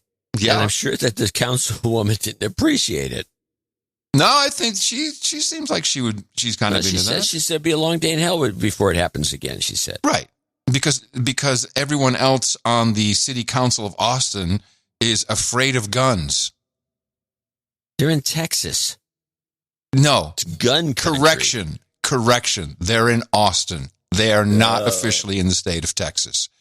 Dallas, however, is in the state of Texas, and Tom Starkweather, who we hung out with when we were up there, along with Alex, were there to report. I am here in Dallas, Texas. My name is Tom Starkweather, and I'm here with Alex, and we're here first time in Texas. This is Deep Elm Army Day.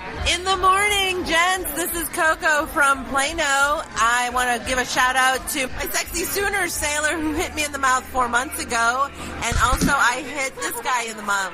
Hi, this is Michael from Dallas, and let's go, Brandon. This is Daniel from Gladewater. Fauci lied. People died. This is Robbie from Gladewater. Go Cowboys. This is Colin and Brittany from Dallas, where the PBR is cold and the mac and cheese is no good. This is Eric Schultz, and I think we've spotted the spook. In the morning, Gibbo Nation, it's the yet-to-be-indicted Dame G Money. Toast, test. Chris Burge. In the morning, John and Adam. This is Jay and Adriana. We are not the spooks. I hate this part of the show. I like it. In the morning.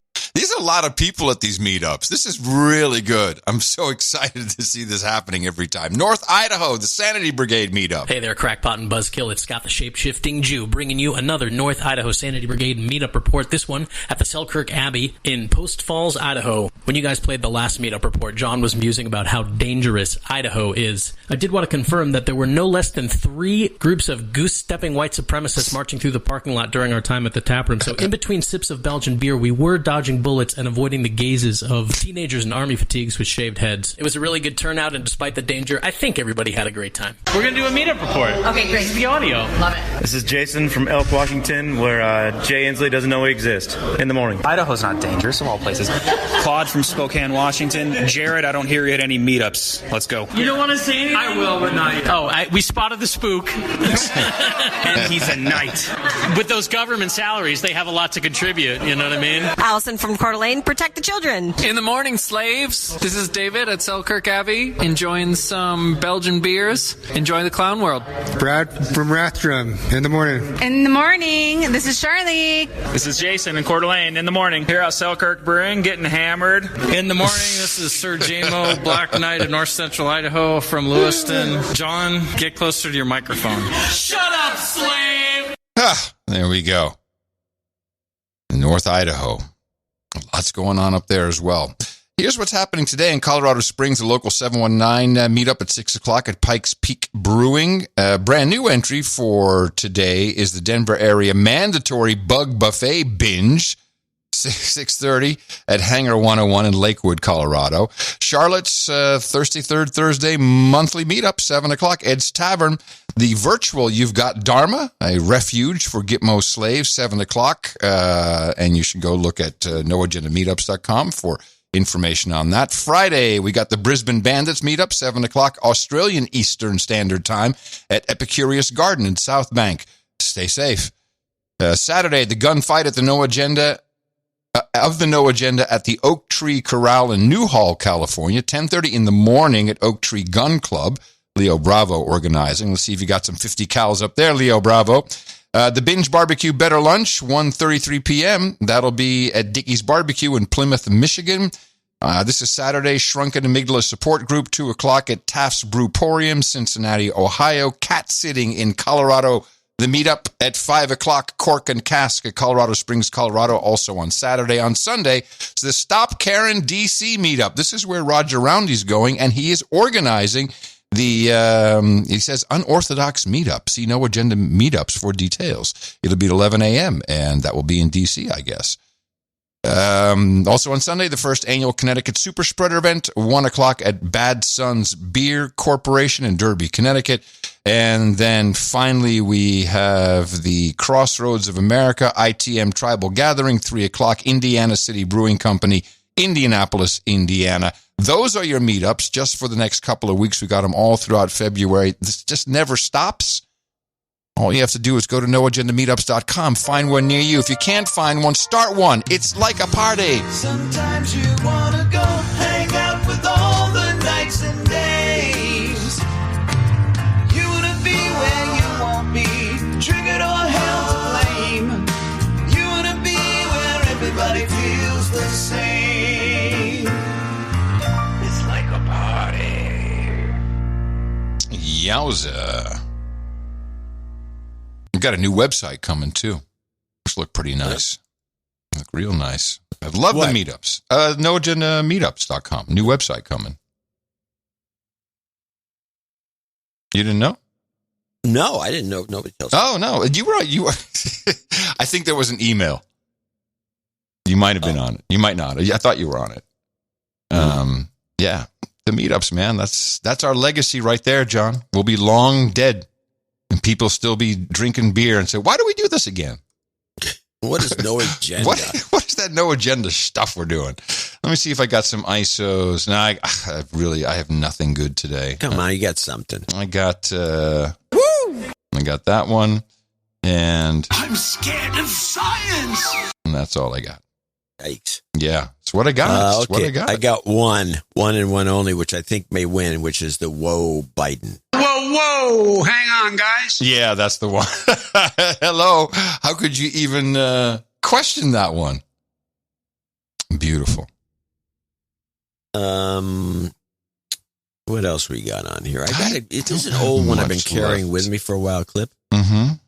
And this is about the 3D printed house on NPR. And I just, short clip, it's only 26 seconds, but there was a little thing in there that just kind of irked me when I heard it. Building a house can be expensive and time-consuming, so why build a house when you can print one? Well, that is exactly what Habitat for Humanity is doing. This is the first 3D printed owner-occupied Habitat home in the nation. That's Janet Green, CEO of the Habitat for Humanity chapter in Williamsburg, Virginia. She presented the inaugural 3D house at a ceremony to a very grateful mom and her 13-year-old. Yeah, I have some info on this. Maybe what's the irksome part? This is not the very first printed 3D house, but the way they couched it. Yeah, I heard it. Yeah, it's the very first 3D printed house by them. No, wait, it was even longer than that. The very first 3D printed house owner occupied Habitat for Humanity house. That came at the very end. Yeah, it's a bullcrap hype. Yeah, they've been printing 3D houses for years. Yes, it's just basically a cement printer. It's just cement. Well, I saw it in action at Community First Village. They had a printer there? Oh, this was years ago when I went to visit them. So Habitat for Humanity. Can't be. This is the first one. Yeah, so I think not. And it was kind of weird because it's like Play-Doh, the way it worked. And I don't know. I haven't seen these. Yeah, this Habitat looks the same. Yeah, it's exactly the same. So it does these layers. So you have the foundation, which is cement, and then there's, in essence, a blueprint of the walls, and it just does the walls. It doesn't do the roof. It doesn't do, some, I think, there's internal walls it does, obviously, but it doesn't do doors. So you have a structure. It's kind of like replacing drywall and wood. It's less impressive than you'd think it is when you see it. It's an automated mud hut. It's an automated mud flapper. It is. It's like an Adobe. It has a real Adobe kind of look to it. Yeah. Is it Adobe or Adobe? No, Adobe. Adobe, right? Yes, Adobe. It's Adobe. Adobe. Adobe. I don't know. I'm Adobe. Let's go with, okay. Anybody can be Adobe. Really one other stupid clip, which is the weird. This is a clip on NPR I heard, and this is the beginning of like 15-minute report, and I clipped in a minute 28, and it's the way they're trying to couch overdoses on NPR. So the overdose problem in the United States, which is just horrendous, they're trying to couch it as some sort of a good thing. It's a story that is heard and felt in every corner of the country. And contrary to what you may think, there is some positive news on it. The CDC is sounding the alarm about a record number of deaths in America from drug overdoses. But we're going to start with the more concerning news. Federal data released last week showed that more than 101,000 Americans had died of drug overdoses in a 12-month period. That was another record number. It translates to about one American dying from a drug overdose every 5 minutes. Fatal overdoses are at a record high in New York and nationally. And that is fueled by a few things. First of all, the pandemic. Alarming numbers out of Cook County show which has disrupted treatment programs. New numbers from Kane County show the record-setting depth of the methamphetamine use is also up. Now, Knox County is on pace to set an all-time high in suspected deadly overdoses. And the deadly opioid fentanyl is more prevalent than ever. And we've already had more overdose deaths in East Baton Rouge Parish than any other year. But the numbers, an 11% increase in D.C. can make this story feel abstract. 21% in Maryland. And hopeless. Virginia reaching a 36% jump in cases. Yet, there is another story that we don't hear as often. A story that ends not with overdose and death, but with recovery and life after addiction. And like other areas of healthcare, there's massive disparities. What is all that? Yeah. It's so bad that it blew your connection out. That's really bad. I don't know what the point of it was, but it's trying to make it is hope. There's hope. That's it's what called filling airtime, is what it is. There's hope. They filled a lot of airtime. They had musical beds later in it. But there's hope. There's hope. Coming up next on NoAgendaStream.com, our Big Dumb Mouth. That'll be episode 971. And Hog Story joins the regular No Agenda live stream. No Agenda Gitmo Nation. I can't even remember now. Trollroom.io. There you go. At their regular schedule, 7 o'clock Central Standard Time. Coming up. Show. Yes. Coming up, we got two, but they're long. I think worth it.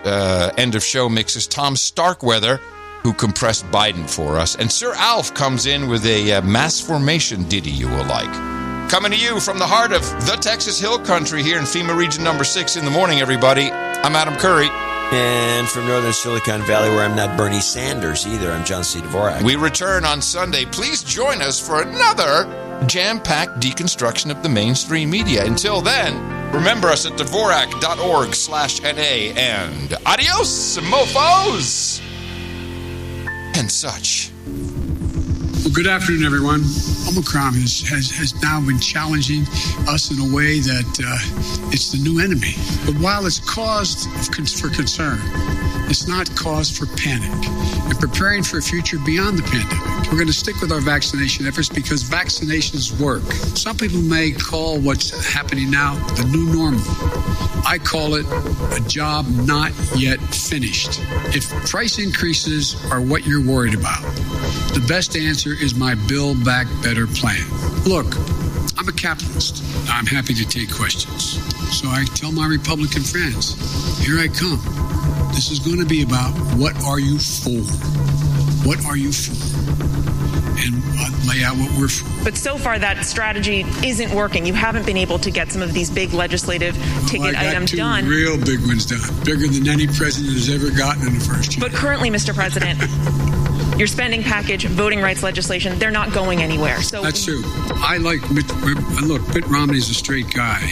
But if they actually do what they're capable of doing with the force amassed on the border, it is going to be a disaster for Russia. I've already shipped over $600 million worth of sophisticated equipment, defensive equipment. If they invade, they're going to pay. Their banks will not be able to deal in dollars. So there's a lot's going to happen. But here's the thing. get your booster shot. Everybody get the booster shot. You're protected very well with 2 shots. If it's the Pfizer, anyway, you're protected. I'm going to get out of this place more often. I'm going to go out and talk to the public. I'm going to do public fora. I'm going to interface with them. I'm going to make the cases what we've already done, why it's important, and what will happen if they support what else I want to do. How many more hours am I doing this? I'm happy to stick around. You guys have been trying to convince me that I am Bernie Sanders. I'm not. I like him, but I'm not Bernie Sanders. I'm not a socialist. No, I didn't say that. Look what I said. Go back and read what I said. And tell me. And that is an interesting reading in English. I assume you got into journalism because you like to write. Okay. Whoa. Hang on, guys. How long are you guys ready to go? You want to go for another hour or 2? If you answer me easy questions, I'll give you quick answers. Maybe I'm kidding myself. Well, first of all, the message is, to the extent they've been confusing, is because the scientists are learning more. Folks, it is now almost 6. With all due respect, I'm going to see you next conference, okay? Thank you.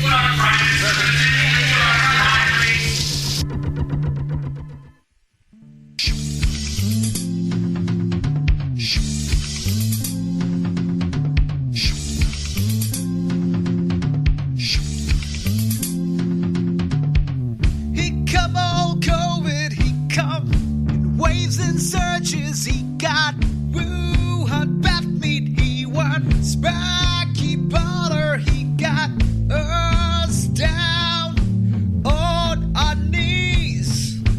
Got to be a virus, he just spread as he please.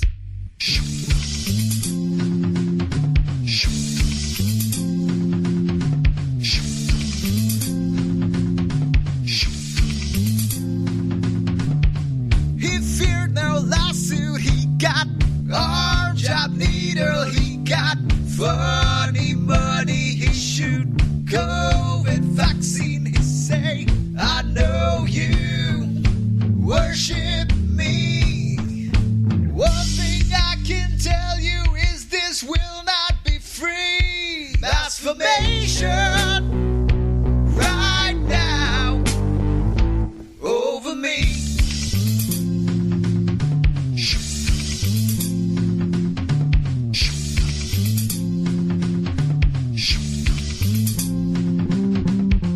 He mass production, he got propaganda, he got wicked motive, he won bogus doctor, he got lies all up to his teeth. Force you into face mask, you can smell his disease. Transformation right now over me. Right.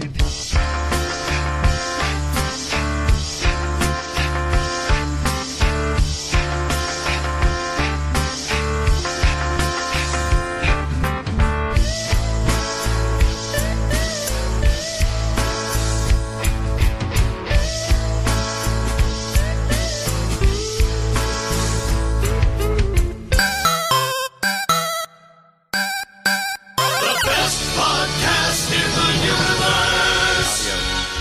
Dvorak.org/NA. Whoa, hang on, guys.